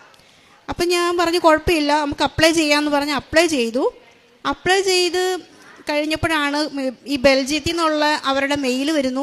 അവരുടെ ഒരു സൈറ്റുണ്ട്, അതിൽ ഒക്ടോബർ 31 മുന്നേ ഈ സർട്ടിഫിക്കറ്റ് എല്ലാം അപ്ലോഡ് ചെയ്യണമെന്ന് പറഞ്ഞിട്ട്. അപ്പോൾ എനിക്ക് ഈ രജിസ്ട്രേഷൻ സർട്ടിഫിക്കറ്റ് റിന്യൂ ചെയ്താൽ മാത്രമേ എനിക്കത് അപ്ലൈ ചെയ്യാൻ പറ്റത്തുള്ളൂ. അപ്പം എനിക്ക് ഭയങ്കര ടെൻഷനായി, ഇനി എന്നെ ചെയ്യുന്നത് അറിയില്ല. അയാൾ പറയുന്നത് 45 ദിവസം എടുക്കുമെന്ന് പറയുന്നു. അങ്ങനെ ഞാൻ നിരന്തരം പ്രാർത്ഥിച്ചുകൊണ്ടിരുന്നു, വിശ്വാസപ്രമാണം ചൊല്ലിക്കൊണ്ടേയിരുന്നു. ഏത് ചെറിയതും വലുതുമായിട്ടുള്ള കാര്യങ്ങൾക്കും ഞാൻ വിശ്വാസപ്രമാണമാണ് കൂടുതലും ചൊല്ലുന്നത്. പ്രത്യക്ഷീകരണ പ്രാർത്ഥനയും അതിനോടൊപ്പം ചൊല്ലും. അങ്ങനെ അദ്ദേഹം എന്നോട് പറഞ്ഞു ഞാൻ നോക്കട്ടെ എന്ന് പറഞ്ഞു. 45 ദിവസം എന്ന് പറഞ്ഞ സാധനം ഒരാഴ്ച കൊണ്ട് എനിക്ക് കിട്ടി കയ്യിൽ. അതിനുശേഷം എനിക്ക് വേറൊരു സർട്ടിഫിക്കറ്റ് വേണമായിരുന്നു. അപ്പോൾ അത് എങ്ങനെ പോയാലും 1 മാസം എടുക്കും, അത് അല്ലാണ്ട് കിട്ടൂല എന്ന് പറഞ്ഞു. അപ്പോൾ എനിക്ക് ഒരിക്കലും ഈ ഒക്ടോബർ 31 ഇത് സബ്മിറ്റ് ചെയ്യാൻ പറ്റത്തില്ല. അപ്പോൾ ഞാൻ അവർക്ക് മെയിൽ അയച്ചു, എനിക്കിങ്ങനെ ഒരു പെൻഡിങ് ഒരു സർട്ടിഫിക്കറ്റ് ഉണ്ട്, അപ്പോൾ അത് കിട്ടാനായിട്ട് കുറച്ച് സമയം എടുക്കുമെന്ന് പറഞ്ഞു. അപ്പോൾ അവർ എൻ്റെ അടുത്ത് പറഞ്ഞു എപ്പം നിനക്ക് പറ്റുമെന്ന് ചോദിച്ചു സബ്മിറ്റ് ചെയ്യാൻ. അപ്പം എനിക്കറിയില്ല എന്നാന്ന്, പക്ഷെ ഞാൻ കണ്ണടച്ച് പ്രാർത്ഥിച്ചു മാതാവിനോട്. എന്ന് പറയണമെന്ന് എനിക്കറിയില്ല. അപ്പം അമ്മ ഒരു ഡേറ്റ് പറയുവാണെങ്കിൽ ആ ഡേറ്റ് എനിക്ക് പറയാമല്ലോ എന്ന് ഞാൻ പ്രാർത്ഥിച്ചു. അപ്പം അമ്മ എന്നെ തോന്നിപ്പിച്ചത് നവംബർ 15 നീ പറ, 15-നുള്ളിൽ അപ്ലോഡ് ചെയ്യാം, അങ്ങനെയാണ് എനിക്ക് തോന്നിച്ചത്. അങ്ങനെ ഞാൻ അവരോട് പറഞ്ഞു നവംബർ 15 ഞാൻ 15 മുന്നേ ആയിട്ട് ഞാൻ അപ്ലോഡ് ചെയ്യാമെന്ന് പറഞ്ഞു. പക്ഷേ എനിക്ക് ഉറപ്പായിരുന്നു ഇത് മാതാവ് എനിക്ക് തരുമെന്ന് എനിക്ക് ഉറപ്പായിരുന്നു. പക്ഷേ ഈ ഏജൻറ്റ് പറയുന്നത് 1 മാസമെന്ന്. അങ്ങനെ നോക്കുമ്പം ഇത് കിട്ടാൻ ഒരു വഴിയില്ല. അങ്ങനെ ഇരിക്കുമ്പം ഈ 1 മാസമെന്ന് പറഞ്ഞ ഈ സർട്ടിഫിക്കറ്റ് 4 ദിവസം കൊണ്ട് അദ്ദേഹം എനിക്ക് നേടിത്തന്നു. അങ്ങനെ ആ 4 ദിവസം കൊണ്ട് ആ സർട്ടിഫിക്കറ്റും എനിക്ക് കിട്ടി. അങ്ങനെ അത് കിട്ടിക്കഴിഞ്ഞ് ഞാൻ നേരെ ബാംഗ്ലൂർ പോയി എൻ്റെ സർട്ടിഫിക്കറ്റൊക്കെ റിന്യൂ ചെയ്തു. അപ്പം ഞാൻ അവിടെ ചോദിച്ചു ഈ സർട്ടിഫിക്കറ്റ് റിന്യൂ ചെയ്താൽ എപ്പോൾ കിട്ടുമെന്ന് ചോദിച്ചു. അപ്പം അവിടെ ഇരുന്ന് സാറ് പറഞ്ഞു 1 മാസം എടുക്കുമെന്ന്. അപ്പോൾ നവംബർ 4-നാണ് ഞാൻ ഇത് സബ്മിറ്റ് ചെയ്യാൻ പോയത്. അപ്പോൾ നോക്കുമ്പോൾ ഡിസംബർ 4 അപ്പോൾ എനിക്ക് 15-ാം തീയതിയിലേക്ക് പറ്റുകയില്ല. പക്ഷെ ഞാൻ എന്നും പ്രാർത്ഥിച്ചുകൊണ്ടേയിരുന്നു, അമ്മയുടെ പ്രത്യക്ഷീകരണത്തിൻ്റെ ഒരു സാക്ഷിയാക്കി മാറ്റണം, എനിക്കിവിടെ വന്ന് എല്ലാവരോടും ഈ അത്ഭുതത്തെ പറയണം, അതിനുവേണ്ടി അമ്മ എനിക്കത് തരണം എന്ന് ഞാൻ പ്രാർത്ഥിച്ചു. നവംബർ 14-ാം തീയതി എൻ്റെ വീട്ടിലേക്ക് ഒരു പോസ്റ്റ് വന്നു. അതെൻ്റെ ആ 1 മാസം എന്ന് പറഞ്ഞ സർട്ടിഫിക്കറ്റാണ് 10 ദിവസം കൊണ്ട് എൻ്റെ വീട്ടിലെത്തിയത്. അങ്ങനെ ഞാൻ 14-ാം തീയതി തന്നെ, 15-ന് മുന്നേ ആയിട്ട് 14-ാം തീയതി തന്നെ ഞാൻ ആ സർട്ടിഫിക്കറ്റ് അപ്ലോഡ് ചെയ്തു. അങ്ങനെയുള്ള കാര്യങ്ങളെല്ലാം നടത്തി തന്നു. അപ്പം വിസയും ടിക്കറ്റും ഒക്കെ വന്നു. അടുത്ത മാസം പോവുകയാണ്. പരിശുദ്ധ അമ്മയ്ക്കും തിരുക്കുമാരനും കോടാനുകോടി നന്ദി പറയുന്നു. പിന്നെ ജപമാല റാലിയിൽ പങ്കെടുക്കാൻ അതിയായി ഞാൻ ആഗ്രഹിച്ചു. അപ്പോൾ എൻ്റെ കൂടെ കുറച്ച് കുട്ടികളുണ്ട്. അപ്പോൾ ഞങ്ങളെല്ലാവരും ഒരുമിച്ച് വന്ന് പങ്കെടുക്കണം എന്ന് ആഗ്രഹിച്ചു. ആ സമയത്ത് ഒരാഴ്ചയ്ക്ക് മുന്നേ ആയപ്പോൾ തന്നെ എനിക്ക് പനി പിടിച്ചു, ചുമ പിടിച്ചു, എനിക്ക് കാലിന് മുട്ടുവേദനയും നടുവേദനയും നേരത്തെ മുതലേ ഉള്ളതാണ്, ഡിസ്കിന് അകലിച്ച് അങ്ങനെയൊക്കെ ഉള്ളതാണ്. അപ്പം എനിക്ക് ഭയങ്കര പ്രയാസമായിരുന്നു. ഞാനൊരു കുറേ ദൂരം നടന്നു കഴിഞ്ഞാൽ പിന്നെ എനിക്ക് നടക്കാൻ ഭയങ്കര ബുദ്ധിമുട്ടാണ്, മുട്ടിനകത്ത് നല്ല വേദനയാണ്. അപ്പോൾ അതൊക്കെ ഓർത്തപ്പോൾ ഞാൻ ഓർത്തു എങ്ങനെ നടക്കും ഇത്രയും ദൂരം. എന്നാലും കുഴപ്പമില്ല, അമ്മയുടെ അടുത്ത് പോകാനായതുകൊണ്ട് ഞങ്ങൾ നോമ്പൊക്കെ എടുത്ത് വരാൻ വേണ്ടി പ്രാർത്ഥിച്ചു. ഒരാഴ്ചയോളം എനിക്ക് പനിയും കാലുവേദന, പെട്ടെന്ന് ഒരു ദിവസം രാവിലെ എണീറ്റപ്പോൾ മുട്ടിന് ഭയങ്കര വേദന, ഒരടി പോലും നടക്കാൻ വയ്യ. പിന്നെ 2 ദിവസമേ ഉള്ളൂ റാലിക്ക് പോകാനായിട്ട്. അപ്പം ഞാൻ എല്ലാ ദിവസവും തൈലം തേച്ച് പ്രാർത്ഥിച്ചു, എനിക്കിതിന് പോകണം, ഒരു തടസ്സവും വരുത്തല്ല്. അങ്ങനെ ഞാൻ പ്രാർത്ഥിച്ചതിൻ്റെ ഫലമായിട്ട് ഞങ്ങൾ രാവിലെ പോരാനായിട്ട് വെളുപ്പിനെ അവിടെ നിന്ന് പോകുന്നു, എറണാകുളത്തു നിന്ന്. അപ്പോൾ പോരുന്നതിന് മുന്നേ ഞാൻ കുറച്ച് തൈലം എടുത്ത് പ്രാർത്ഥിച്ച് എൻ്റെ മുട്ടിൽ തേച്ചു. താഴെ സ്റ്റെപ്പ് ഇറങ്ങി വരുമ്പോഴും നല്ല വേദനയായിരുന്നു. പക്ഷേ അത്ഭുതമെന്ന് പറയട്ടെ, ഹോസ്റ്റലിൽ നിന്ന് വഴിയിലേക്ക് ഇറങ്ങിയതും ആ വേദന എവിടെ പോയിന്ന് എനിക്ക് ഇന്നും അറിയില്ല. ആ അമ്മ എൻ്റെ ആ വേദന അത് പാടെ എടുത്ത് മാറ്റി എന്നുള്ളതാണ്. ആ റാലിയിൽ ഞങ്ങൾ മുഴുവൻ സംബന്ധിച്ചു, അർത്തുങ്ക പള്ളി വരെ പോയി. അങ്ങനെ അത് ഭയങ്കര അനുഗ്രഹമായിരുന്നു. പിന്നെ ഇതുവരെയായിട്ടും എനിക്ക് അങ്ങനെ ഒരു വേദന വന്നിട്ടില്ല. അപ്പം ഇതൊക്കെയാണ് എൻ്റെ ജീവിതത്തിൽ എനിക്ക് കിട്ടിയ മാതാവിൻ്റെ അനുഗ്രഹങ്ങൾ. പ്രേക്ഷിത പ്രവർത്തനങ്ങളായിട്ട് ഞാൻ ചെയ്യുന്നത്, ഞാൻ എല്ലാവർക്കും പത്രം കൊടുക്കുമ്പോൾ ഞാൻ അവരോട് പറയും എനിക്ക് കിട്ടിയ അനുഗ്രഹങ്ങൾ ഇതൊക്കെയാണ്, ഞാൻ ഇങ്ങനെയൊക്കെ ചെയ്തപ്പോൾ എനിക്ക് ഇങ്ങനെയൊക്കെ കിട്ടി. അപ്പം നിങ്ങളും നിങ്ങളുടെ വിഷയങ്ങൾ നിങ്ങളുടെ പത്രത്തിൽ എഴുതി വെച്ചിട്ട് നിങ്ങൾ എന്നും പ്രാർത്ഥിക്കുക. അതുപോലെ തന്നെ ഞാൻ എപ്പോഴും ചെയ്യുന്ന കാര്യം, ഞാൻ പേപ്പറിൽ ഡേറ്റ് ഇട്ട് ഓരോ വിഷയങ്ങൾ എഴുതി എൻ്റെ പ്രത്യക്ഷീകരണ പ്രാർത്ഥന ചൊല്ലുന്ന ബുക്കിൽ വെക്കും. ആ വിഷയങ്ങളൊക്കെ എനിക്ക് മാതാവ് നടത്തി തന്നിട്ടുണ്ട്. ഞാൻ തരുന്ന കാര്യങ്ങളെല്ലാം ഞാൻ അപ്പോൾ ടിക്കിട്ട് വെക്കും, അടുത്ത പേപ്പർ എടുക്കും. അങ്ങനെ ഞാൻ ഇവിടെ വരുമ്പോൾ ആ പേപ്പറെല്ലാം ഇവിടെ കൊണ്ടുവരും, ഇവിടെ കൊണ്ടുവന്ന് പ്രാർത്ഥിക്കും. അപ്പോൾ ഞാൻ ഈ പത്രം കൊടുക്കുന്ന എല്ലാവരോടും പറയും നിങ്ങളും അതുപോലെ ചെയ്യണം. ഇങ്ങനെ പത്രം വെച്ചിട്ട് പത്രത്തിൽ എഴുതി വെച്ച് പ്രാർത്ഥിക്കണം. എഴുതി വെച്ച് പ്രാർത്ഥിക്കുന്ന എല്ലാ വിഷയങ്ങളും നടക്കും. കാരണം ഞങ്ങളുടെ ചെറുപ്പം തൊട്ടേ ഞങ്ങളുടെ അമ്മ ഒരു നല്ലൊരു വിശ്വാസിയാണ്, ദൈവത്തിനോട് മാതാവിനോട് അടുത്ത് നിൽക്കുന്ന ഒരാളാണ്. അങ്ങനെ ഞാൻ അങ്ങനെ ചെയ്തു. ആത്മീയമായിട്ട് ഞങ്ങൾ ഇവിടെ എറണാകുളത്ത് ഹോസ്പിറ്റലിലാണ് വർക്ക് ചെയ്യുന്നത്. അപ്പോൾ അവിടെ നമുക്ക് ചാപ്പലുണ്ട്. അപ്പോൾ ഞങ്ങളുടെ അവിടെ രാവിലെയും വൈകുന്നേരം കുർബാനയുണ്ട്. അപ്പം പറ്റുന്ന പോലെ രാവിലെയോ വൈകിട്ടോ ആയിട്ട് കുർബാനയ്ക്ക് പോകും, കുർബാന സ്വീകരിക്കും, കുമ്പസാരിക്കും. പിന്നെ രോഗികൾക്കൊക്കെ എന്തെങ്കിലും നമ്മളെ കൊണ്ട് പറ്റുന്ന സഹായങ്ങൾ ചെയ്യും, ഭക്ഷണ പൊതികൾ കൊടുക്കും, പത്രങ്ങൾ എല്ലായിടത്തും പോയി ഹോസ്പിറ്റലിലൊക്കെ കൊടുക്കും. അതൊക്കെയായിരുന്നു ഞാൻ ചെയ്തത്. അപ്പം ഇതൊക്കെയാണ് ദൈവം മാതാവിലൂടെ എനിക്ക് തന്ന അനുഗ്രഹങ്ങൾ. പരിശുദ്ധ അമ്മയ്ക്കും തിരുക്കുമാരനും കോടാനുകോടി നന്ദി അർപ്പിക്കുന്നു. കർത്താവിൻ്റെ സ്നേഹം ഒരിക്കലും അസ്തമിക്കുന്നില്ല, അവിടുത്തെ കാരുണ്യം അവസാനിക്കുന്നില്ല. വിലാപങ്ങളുടെ പുസ്തകത്തിൽ 3-ാം അധ്യായം 22-ാം വചനമാണ്. കടുത്ത വേദനയിലും ഉണ്ടായിരുന്നപ്പോഴുള്ള ഇസ്രായേൽ ജനത പൂർണ്ണമായി നശിച്ചു പോകാതിരിക്കാനുള്ള കാരണം ദൈവത്തിൻ്റെ കരുണയും സ്നേഹവുമായിരുന്നു. ദൈവത്തിന് എപ്പോഴും നമ്മളോടുള്ള കരുണയും സ്നേഹവുമാണ് നമ്മളെ എപ്പോഴും നിലനിർത്തുന്നത്. ആ സ്നേഹത്തിലും ആ ശ്രദ്ധയിലും അൻസു മാത്യു എന്ന മകളുടെ സാക്ഷ്യത്തിൽ നമ്മൾ അതാണ് കാണുന്നത്. ഈശോയുടെ സ്നേഹവും പരിശുദ്ധ അമ്മയുടെ സ്നേഹവും വാത്സല്യവുമാണ് ഈ മകൾ പറഞ്ഞ സാക്ഷ്യത്തിൽ നമുക്ക് കാണുവാൻ സാധിക്കുന്നത്. ഒരിക്കലും അസ്തമിക്കാത്ത സ്നേഹമാണ്, നമ്മളെ തേടിയെത്തുന്ന ദൈവമാണ് നമുക്കുള്ളത്. ഈ മകൾ 7 വർഷത്തെ ഗ്യാപ്പിന് ശേഷം ജോലിക്ക് അന്വേഷിച്ചപ്പോൾ, ഉടമ്പടി എടുത്ത് പ്രാർത്ഥിച്ചപ്പോൾ, നിയോഗം വെച്ച് സമർപ്പിച്ച് പ്രാർത്ഥിച്ചപ്പോഴാണ് ഈശോയും അമ്മയും ഈ മകളുടെ ജീവിതത്തിൽ കടന്നു ചെന്നത്. സർട്ടിഫിക്കറ്റ് കിട്ടുവാനായിട്ട് പല പ്രതിബന്ധങ്ങളും ഉണ്ടായിരുന്നു. സമയചുരുക്കത്തിൻ്റെ അമ്മ, ടൈം ഷോർട്ടനിൻ്റെ അമ്മ എല്ലാ കാര്യവും ഓരോന്നായി നടത്തി കൊടുക്കുകയായിരുന്നു. 45 ദിവസം വേണമെന്ന് പറഞ്ഞ സർട്ടിഫിക്കറ്റ് സമയച്ചുരുക്കത്തിൻ്റെ അമ്മ ഒരാഴ്ചയാക്കി തീർത്തു. 15 ദിവസം വേണമെന്ന് പറഞ്ഞ് ഈ മകൾ ഡേറ്റ് ഇട്ട് പ്രാർത്ഥിച്ചു. നവംബർ 15. അത് 4 ദിവസം കൊണ്ട് ഈശോയും അമ്മയും ചെയ്തു കൊടുത്തു. ഈ മകളുടെ ജീവിതത്തിൽ പല പ്രാവശ്യവും ഡേറ്റ് ഇട്ട് പ്രാർത്ഥിച്ചു. ഈശോയും അമ്മയും സമയച്ചുരുക്കത്തിൽ ചെറുതായ സമയത്തിൽ തന്നെ ഈ മകൾക്ക് എല്ലാ കാര്യങ്ങളും ചെയ്തു കൊടുക്കുന്നതായിട്ടാണ് കാണുന്നത്. മകൾ പ്രാർത്ഥിച്ച പ്രാർത്ഥനയാണ് പ്രത്യക്ഷീകരണ പ്രാർത്ഥനയും വിശ്വാസ പ്രമാണവും. എപ്പോഴും പ്രാർത്ഥിച്ച് തുടർച്ചയായിട്ട് നമ്മൾ കേട്ടതാണ്, പ്രത്യക്ഷീകരണത്തിൻ്റെ സാക്ഷിയാക്കി എന്നെ തീർക്കണമേ എന്നാണ് ഈ മകൾ പ്രാർത്ഥിച്ചിരുന്ന പ്രാർത്ഥന. നമുക്കും ഈ മകളെപ്പോലെ പ്രത്യക്ഷീകരണത്തിൻ്റെ സാക്ഷിയാക്കി തീർക്കണമെന്ന് നമുക്ക് പ്രാർത്ഥിക്കാം. നമ്മളും ഈശോയുടെ അമ്മയുടെയും പ്രത്യക്ഷീകരണത്തെ സാക്ഷിയായിട്ട് നമുക്കും ഉടമ്പടി ജീവിതം മുന്നോട്ട് നയിക്കാം. ഈ മകൾ പറഞ്ഞതുപോലെ എല്ലാ കാര്യത്തിലും ഈശോയുടെ എല്ലാ ഇൻ്റർവ്യൂവിന് പോയപ്പോഴും എല്ലാ കാര്യങ്ങളും ചെയ്തപ്പോഴും ഉടമ്പടി വസ്തുക്കളായിരുന്നു ഈ മോളുടെ കൈവശം ഉണ്ടായിരുന്നത്. നമുക്ക് ഉടമ്പടി വസ്തുക്കൾ നമ്മുടെ കൈവശമുള്ളപ്പോൾ നമ്മൾക്ക് ഒരു കോൺഫിഡൻസാണ്, നമുക്കൊരു ശക്തിയാണ്, നമ്മൾക്ക് വിശ്വാസമാണ്. ഈശോയും അമ്മയും നമ്മുടെ കൂടെയുണ്ട് എന്നുള്ളൊരു വിശ്വാസം. ആ വിശ്വാസത്തിൽ ഉറച്ചു നിന്ന് നമുക്കും നമ്മുടെ ജീവിതം, ഉടമ്പടി ജീവിതം മുന്നോട്ട് നയിക്കാം. അൻസി മാത്യുവിന് കുടുംബത്തിന് ലഭിച്ച എല്ലാ അനുഗ്രഹങ്ങളും, സ്പെഷ്യലി മോൾ പറഞ്ഞു, ജപമാല റാലിക്ക് വന്നപ്പോൾ ഒട്ടും പറ്റാത്ത സാഹചര്യമായിരുന്നു, ആരോഗ്യപരമായിട്ട് മോൾ ഫിറ്റല്ലായിരുന്നു. അതും പരിശുദ്ധ അമ്മയും ഈശോയും ചേർന്ന് നിന്ന് ആ മോൾക്ക് നല്ല ആരോഗ്യം നൽകി ആ പ്രാർത്ഥന ജപമാല റാലിയിൽ ചേരുവാനായിട്ട് സാധിച്ചു. എല്ലാ അനുഗ്രഹങ്ങളും ഈശോയും അമ്മയും ചേർന്ന് നിന്ന് കൊടുത്തു ഈ മകൾക്കും കുടുംബത്തിനും. അൻസുമാത്തിനും കുടുംബത്തിനും കൊടുത്ത എല്ലാ അനുഗ്രഹ കൃപകൾക്കും നമുക്ക് കരങ്ങളടിച്ച് ഈശോയെ മഹത്വപ്പെടുത്താം. യേശുവേ നന്ദി, യേശുവേ സ്തുതി.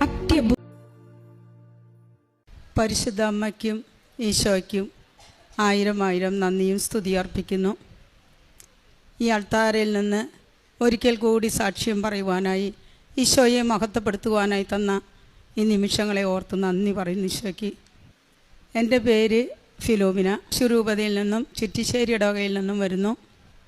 2022 നവംബർ 14 ഞാൻ ഉടമ്പടി എടുത്തത്.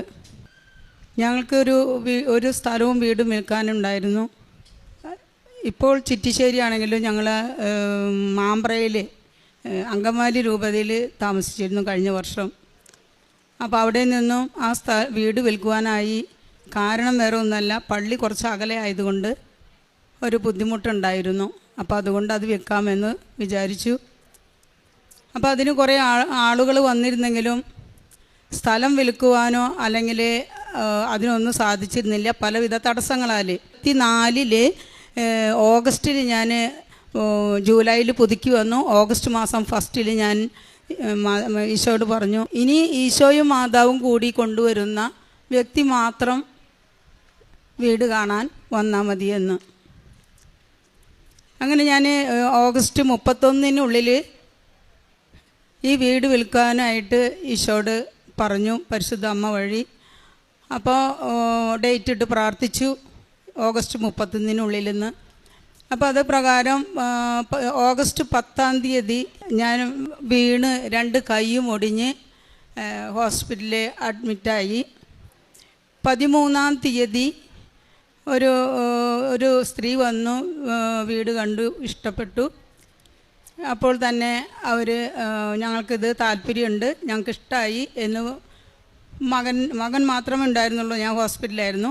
മകൻ്റെ അടുത്ത് പറഞ്ഞു. മകൻ പറഞ്ഞ വിലയിൽ തന്നെ അവർ അത് സമ്മതിക്കുകയും ചെയ്തു. ഞങ്ങളൊരു വില പറഞ്ഞിരുന്നു ഞാൻ ഈശോയോട്, ഈശോയെ നിനക്കിഷ്ടമുണ്ടെങ്കിൽ ഈ വില ഞങ്ങൾക്ക് വീട് വെക്കുമ്പോൾ കിട്ടണം, ഇല്ലെങ്കിൽ അതല്ലെങ്കിൽ ഈശോയെ നിൻ്റെ ഇഷ്ടം എന്താണോ അത് നിറവേറട്ടെ എന്ന് ഞാൻ പറഞ്ഞിരുന്നു. അപ്പോൾ അവർ വന്ന് കണ്ടിഷ്ടപ്പെട്ടു. ഞങ്ങൾ പറഞ്ഞ വിലയ്ക്ക് തന്നെ അവർ സമ്മതിച്ചു. ഞാൻ 13 അവർ ഉച്ചയ്ക്ക് മുന്നാണ് അവർ വന്നിരുന്നത്. ഞാൻ 13 വൈകിട്ട് ഡിസ്ചാർജ് ചെയ്ത് വീട്ടിൽ വന്നു. മകനപ്പോൾ പറഞ്ഞു 3 ദിവസത്തിനുള്ളിൽ അവർ വിവരം പറയാമെന്ന് പറഞ്ഞിട്ടുണ്ട്, അവർക്ക് ഇഷ്ടപ്പെട്ടു പോയിട്ടുണ്ട്, ഞാൻ പറഞ്ഞ വില തന്നെ അവർ സമ്മതിച്ചിട്ടുണ്ട് എന്ന് പറഞ്ഞു. അങ്ങനെ അവർ 2 ദിവസം 3 ദിവസം ഒക്കെ കഴിഞ്ഞ് 4-5 ദിവസമായിട്ടും അവരിൽ നിന്നൊരു റിപ്ലൈ കിട്ടിയില്ല. അപ്പോൾ ഞാൻ ഈശോയോട് പറഞ്ഞു, ഈശോയെ അവരൊരു വിവരം തന്നിട്ടില്ലല്ലോ എന്ന്. അങ്ങനെ ഞാൻ പ്രാർത്ഥിച്ചു കൊണ്ടിരിക്കുമ്പോൾ പരിശുദ്ധ അമ്മ ആ സ്ത്രീയുടെ കാതിൽ എന്തോ മന്ത്രിക്കുന്നതായി കണ്ടു. അപ്പോൾ എനിക്ക് മനസ്സിലായി പരിശുദ്ധ അമ്മ ഇടപെട്ടുണ്ട്, അപ്പോൾ കാര്യം ഓക്കെ ആണെന്ന്.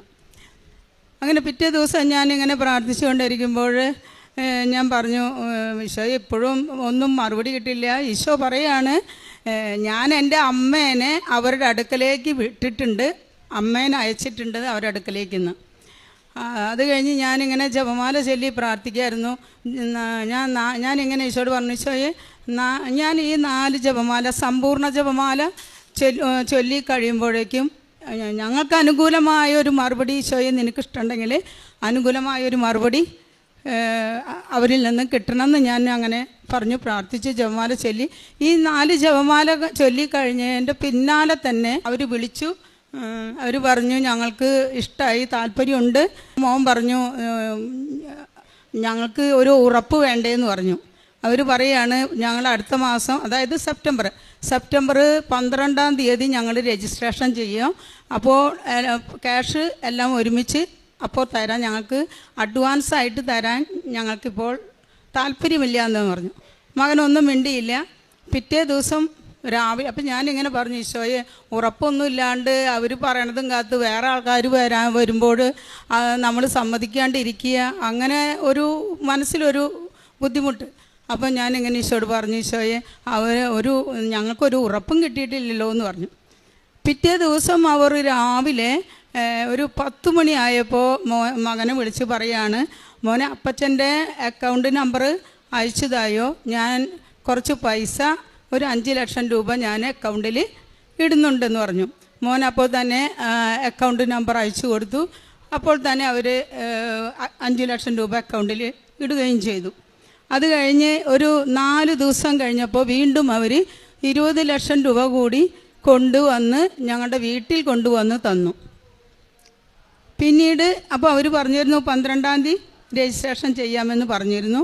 അതുപ്രകാരം 12-ാം തീയതി അവർ രജിസ്ട്രേഷനായി ഒരുങ്ങി. അതെല്ലാം ഭംഗിയായി കഴിഞ്ഞു. ഈശോ തന്ന ഈ വലിയ അനുഗ്രഹത്തിന് നന്ദിയും സ്തുതിയും പറയുന്നു. പരിശുദ്ധ അമ്മ അവിടെ ഇടപെട്ട കാര്യങ്ങളിലൂടെ ഒത്തിരി അനുഗ്രഹങ്ങൾ തന്നു. അതുപോലെ രണ്ടാമത്തെ ഞങ്ങൾ ചിറ്റിശ്ശേരിയിൽ ഒരു സ്ഥലം വാങ്ങിച്ചിരുന്നു. ആ സ്ഥലത്തിൻ്റെ കരാറ് കഴിഞ്ഞിരുന്നു, പക്ഷേ രജിസ്ട്രേഷൻ കഴിഞ്ഞിട്ടുണ്ടായിരുന്നില്ല. അപ്പോൾ ആ രജിസ്ട്രേഷന് വേണ്ടി ഞാൻ നിയോഗം അതിൽ വെച്ചിരുന്നു. അപ്പോൾ ആ രജിസ്ട്രേഷൻ ഭംഗിയായി ഈ സെപ്റ്റംബറിനുള്ളിൽ തന്നെ 12-ാം തീയതിക്ക് മുന്നേ അതിൻ്റെ രജിസ്ട്രേഷൻ കഴിഞ്ഞു. പിന്നെ എനിക്ക് പിന്നെ ഒരു സാക്ഷി എന്ന് പറയാം, കണ്ണിൻ്റെ എനിക്ക് മുട്ടുകൾക്ക് 2 മുട്ടുകൾക്കും നല്ല വേദനയായിരുന്നു. മുട്ടുകുത്താനോ ഇരിക്കാനോ എഴുന്നേൽക്കുവാനോ നടക്കാനോ പറ്റാത്ത വല്ലാത്തൊരു ബുദ്ധിമുട്ടായിരുന്നു, വേദനയായിരുന്നു. കിടക്കുമ്പോൾ പോലും മുട്ടുവേദനയാണ്. അപ്പോൾ അങ്ങനെ പള്ളിയിലൊന്നും മുട്ടുകുത്താൻ തീരെ പറ്റില്ല. അതൊരു 10-15 വർഷമായിട്ട് ശരിക്കും പറയുകയാണെങ്കിൽ മുട്ടുവേദന തുടങ്ങിയിട്ട്. പക്ഷേ കൂടുതലായിട്ട് മുട്ടുകുത്താൻ പറ്റാത്ത അവസ്ഥ എനിക്കൊരു 8 വർഷമായിട്ടുണ്ട്. അങ്ങനെ ഞാൻ അപ്പോൾ ഡോക്ടറെ കാണിച്ചു. തീരെ പറ്റാണ്ട് വന്നപ്പോൾ ഡോക്ടറെ കാണിച്ചു. ആദ്യം അവർ പറഞ്ഞിരുന്നു ഒരു 2 മുട്ടിനും എല്ലുതേമാനാണെന്ന് പറഞ്ഞ് അതൊക്കെ അങ്ങനെ കൊണ്ട് നടന്നു. പക്ഷെ തീരെ പറ്റാണ്ട് വന്നപ്പോൾ ഡോക്ടറെ കാണിച്ചു. ഡോക്ടർ പറഞ്ഞു 2 മുട്ടും ഓപ്പറേഷൻ ചെയ്ത് മാറ്റി വയ്ക്കണം, വേറെ ഒന്നും ഇതിനൊരു പരിഹാരമില്ല എന്ന് പറഞ്ഞു. അപ്പോൾ അങ്ങനെ വന്നു കഴിഞ്ഞപ്പോൾ ഞാൻ എന്ത് ചെയ്തു എന്ന് വെച്ചാൽ ഈ ഉടമ്പടിയിൽ ഞാൻ നിയോഗം വെച്ചിരുന്നു. മുട്ടുവേദന എനിക്ക് വേണ്ടി നിയോഗം വെച്ച് പ്രാർത്ഥിച്ചിരുന്നു. പിന്നെ ഉടമ്പടി തൈലെടുത്ത് ഞാൻ 2 കാലിൻ്റെ മുട്ടുമലും പുരട്ടി പ്രാർത്ഥിച്ചിരുന്നു. ഇപ്പോൾ എനിക്ക് ഒരു 5-6 മാസം കഴിഞ്ഞിട്ടുണ്ടാവും. എനിക്കിപ്പോൾ മുട്ട് കുത്താനും വിശുദ്ധ കുർബാനയിൽ മുട്ടുകുത്താൻ പറ്റാതെയുള്ള വേദനയുണ്ടല്ലോ എൻ്റെ. കാരണം വെച്ചാൽ എല്ലാവരും മുട്ടുകുത്തുമ്പോൾ ഞാൻ എഴുന്നേറ്റ് നിൽക്കുക. അപ്പം ഞാൻ ഈശോയോട് പറയായിരുന്നു, ഈശോയെ നിൻ്റെ മുമ്പിലല്ലാണ്ട് പിന്നെ ഞാൻ ആരുടെ മുമ്പിലാണ് മുട്ടുകുത്തുക എന്ന്. അങ്ങനെ പ്രാർത്ഥിച്ച് ഇപ്പോൾ എനിക്ക് 5-6 മാസമായിട്ട് പള്ളിയിൽ വിശുദ്ധ കുർബാനയ്ക്ക് മുട്ടുകുത്തുകയും അതുപോലെ മുട്ടുകുത്തി നിന്ന് ജപമാല ചൊല്ലുവാനും ഇരിക്കാനും കിടക്കാനും എഴുന്നേൽക്കാൻ നടക്കാനും ഒന്നിനും ഇപ്പോൾ മുട്ടിനൊരു പ്രയാസമില്ല. ഈശോ ഓപ്പറേഷൻ കൂടാതെ തന്നെ പരിശുദ്ധ അമ്മയും ഈശോയും എനിക്ക് ആ മുട്ടുകൾക്ക് പൂർണ്ണ സൗഖ്യം തന്ന് അനുഗ്രഹിച്ചു. പരിശുദ്ധ അമ്മയ്ക്ക് ഈശോയ്ക്കും നന്ദി പറയുന്നു. പിന്നെ എൻ്റെ കണ്ണുകൾക്ക് തലയുടെ ഈ ഇടതു ഭാഗത്തു നിന്നും കണ്ണിലേക്ക് ഇറങ്ങി നല്ലൊരു ശക്തമായൊരു വേദന വന്നിരുന്നു. അത് ഇടയ്ക്കിടെ ആ വേദന വന്നിരുന്നു. ഞാനത് ഡോക്ടറെ കാണിച്ചു. കണ്ണിലൊഴിക്കാൻ തുള്ളി മരുന്നും കഴിക്കാൻ മരുന്നൊക്കെ തന്നു. 1.5 മാസം അത് ചെയ്തിട്ട് എനിക്ക് ഒരു കുറവുമില്ല. ഞാൻ ഉടമ്പടി തൈലെടുത്ത് പുരട്ടി പ്രാർത്ഥിച്ചു. 5-6 ദിവസം കഴിഞ്ഞപ്പോഴത്തേക്കും ആ വേദന, ശക്തമായ വേദന പൂർണ്ണമായിട്ടും വിട്ടുമാറി. കർത്താവ് തന്ന വലിയ സൗഖ്യത്തിന് നന്ദി പറയുന്നു. പിന്നെ ഞാൻ വീട് പണിക്ക് വേണ്ടി നിയോഗം വെച്ചിരുന്നു, ഇപ്പോൾ വാങ്ങിച്ച ആ സ്ഥലത്ത് ചിറ്റിശ്ശേരിയിൽ. അപ്പോൾ അതിൻ്റെ വീടിൻ്റെ പണിയെല്ലാം ഭംഗിയായി ഏതാണ്ട് പൂർത്തിയായി. പിന്നെ അതുപോലെ തന്നെ കിണർ കുഴിച്ചപ്പോൾ അതിൽ പാറയുണ്ടായിരുന്നു, കുറച്ച് വെള്ളം ഉണ്ടായിരുന്നുള്ളൂ. ഞാൻ അത് വെഞ്ചിരിച്ച് ഉപ്പിട്ട് പ്രാർത്ഥിച്ചു. ഇപ്പോൾ സമൃദ്ധമായി കിണറ്റിൽ വെള്ളമുണ്ട്. ദൈവത്തിന് നന്ദി, പരിശുദ്ധ അമ്മയ്ക്ക് നന്ദി. അതുപോലെ പിന്നെ ജോസഫച്ചനെ ഞാൻ സ്വപ്നത്തിൽ രാത്രി എൻ്റെ അടുക്കൽ വന്ന് എൻ്റെ തലയിൽ കൈവച്ച് പ്രാർത്ഥിച്ചു. അത് കഴിഞ്ഞ് 2 പ്രാവശ്യം പരിശുദ്ധ അമ്മ എൻ്റെ അടുക്കൽ രാത്രിയിൽ വന്നു. ഈ ജപമാല റാലിക്ക് ഞാൻ പോകണമെന്ന് മനസ്സിൽ ആഗ്രഹിച്ചു, പ്രാർത്ഥിച്ചു. പക്ഷേ എനിക്ക് ലങ്സിൻ്റെ ഒരു പ്രോബ്ലം ഉണ്ട്. അപ്പോൾ കുറച്ച് നടക്കുമ്പോൾ കിതയ്ക്കും. അതുപോലെ തന്നെ ഈ തണ്ടിലേക്ക് എല്ലുകൾക്ക് അകൽച്ചയുണ്ട്, ഡിസ്കുകൾക്ക് അകൽച്ചയുണ്ട്. അപ്പോൾ ഇങ്ങനെയുള്ള ഒത്തിരി പ്രശ്നങ്ങളുള്ളത് കൊണ്ട് എനിക്ക് നടക്കാൻ ബുദ്ധിമുട്ടാണ്. കുറച്ച് നടക്കുമ്പോഴത്തേക്ക് എനിക്ക് നല്ല ബുദ്ധിമുട്ടാണ്. അപ്പോൾ എന്നോട് ഭർത്താവും മക്കളും ചോദിച്ചു, എങ്ങനെയാണ് നീ ഇത്രയ്ക്ക് വയ്യാത്ത നീ എങ്ങനെയാണ് ജപമാല റാലിക്ക് പോകുകയെന്ന് ചോദിച്ചു. ഞാൻ പറഞ്ഞു, എന്നെ പരിശുദ്ധ അമ്മയും ഈശോയും കൂടെ എന്നെ നടത്തും, എനിക്ക് വിശ്വാസമുണ്ട്, എനിക്ക് ഉറപ്പുണ്ട്, എന്നെ അമ്മയും ഈശോയും കൂടി കൊണ്ടുപോകുമെന്ന് പറഞ്ഞു. അപ്പോൾ ഈ തലേ ദിവസം ജപമാല റാലിക്ക് പോണ തലേ ദിവസം ഞാൻ രാത്രി സ്വപ്നം കാണുകയാണ്. പരിശുദ്ധ അമ്മ വന്ന് എൻ്റെ തലയിൽ നല്ലൊരു കിരീടം വെച്ച് തന്നു. അത് കഴിഞ്ഞിട്ട് അമ്മ പറയുകയാണ്, മോളെ ഞാൻ ജപമാല റാലിയിൽ നിന്നെ എടുത്തുകൊണ്ട് പോകുമെന്ന്. അങ്ങനെ ഞാൻ അവിടെ നിന്ന് പോന്നു. ഞാൻ പറഞ്ഞു, വേണ്ട, ഇന്നെ മാതാവ് ഈശോ എന്നോട് പറഞ്ഞിട്ടുണ്ട്, അമ്മ മാതാവ് എന്നോട് പറഞ്ഞിട്ടുണ്ട്. അപ്പോൾ അതുകൊണ്ട് എനിക്ക് നിങ്ങൾക്കൊരു പേടിയും വിചാരിക്കേണ്ട, വിഷമിക്കേണ്ട എന്നൊക്കെ പറഞ്ഞ് അവരാശ്വസിപ്പിച്ച് ഞാൻ ജപമാല റാലിക്ക് പോന്നു. എനിക്ക് യാതൊരുവിധ പ്രയാസങ്ങളും ബുദ്ധിമുട്ടുണ്ടായില്ല. പക്ഷെ കുറച്ച് നടക്കുമ്പോഴത്തേക്കും കിതപ്പും നെഞ്ചിൽ ബുദ്ധിമുട്ടും വിഷമവും വരുന്ന ഞാനാണ്. അതുപോലെ തണ്ടലുക്ക് നല്ല വേദന. ഇതൊന്നും എനിക്ക് ആ സമയത്ത് അനുഭവപ്പെട്ടിരുന്നില്ല. എന്നെ ശരിക്കും മാതാവ് എന്നെ എടുത്തു കൊണ്ടുപോവുക തന്നെയായിരുന്നു. വീട്ടിൽ വന്ന് എനിക്ക് അതിനെക്കുറിച്ചൊരു ചിന്ത പോലും എൻ്റെ മനസ്സിലുണ്ടായിരുന്നില്ല. ഈ വേദനകളെ കുറിച്ച് അതുപോലും എന്നിൽ നിന്നും മറപ്പിച്ച് കളഞ്ഞു. അവിടെ ഞാൻ അന്ന് വീട്ടിലെത്തി പിറ്റേ ദിവസമാണ് എനിക്ക് ഇന്ന ബുദ്ധിമുട്ടുകൾ ഉണ്ടായിരുന്നല്ലോ, ഒന്നും കൂടാതെ എന്നെ മാതാവും ഈശോവും കൂടി എന്നെ ആ ജപമാല റാലിയിൽ പങ്കെടുക്കാനും ഇവിടെ വരാനും വീട്ടിൽ തിരിച്ചെത്താനും എല്ലാറ്റിനും എന്നെ ശക്തിപ്പെടുത്തുകയും സഹായിക്കുകയും ചെയ്തു. ദൈവത്തിൻ്റെ കൃപ ഒന്നുകൊണ്ട് മാത്രമാണ് ഞാനതെന്ന് ഏറ്റുപറയും. വിലാപം 3:22 വചനം ഇങ്ങനെ പറയുന്നു, കർത്താവിൻ്റെ സ്നേഹം ഒരിക്കലും അസ്തമിക്കുന്നില്ല, അവിടുത്തെ കാരുണ്യം അവസാനിക്കുന്നുമില്ല, അത് ഓരോ പ്രഭാതത്തിലും പുതിയതാണ്. കർത്താവിൻ്റെ സ്നേഹം എപ്പോഴും നമ്മൾ ഓരോ ദിവസവും അനുഭവിച്ചു കൊണ്ടിരിക്കുകയാണ്. വ്യത്യസ്ത രീതിയിൽ തമ്പുരാൻ നമ്മളെ സ്നേഹിച്ചു കൊണ്ടിരിക്കുന്ന ആ സ്നേഹം എത്ര നമുക്ക് പറഞ്ഞാലും, ആ സ്നേഹത്തെക്കുറിച്ച് പറഞ്ഞാലും മതി വരില്ല. അപ്പോൾ പിന്നീട് ഞാൻ പറയും, കാരണം എന്ന് വെച്ചാൽ ഈ ഉടമ്പടി സ്വർഗരാജ്യത്തിലേക്കുള്ള വാതിലാണെന്ന്. കാരണം ഞാൻ മുന്നേ നമ്മൾ പ്രാർത്ഥനയും കാര്യങ്ങളും അതുപോലെ കാരുണ്യപ്രവർത്തികളൊക്കെ ഉണ്ടെങ്കിലും കൂടി പക്ഷേ അതിനൊരു തീഷ്ണത ഉണ്ടായിരുന്നില്ല.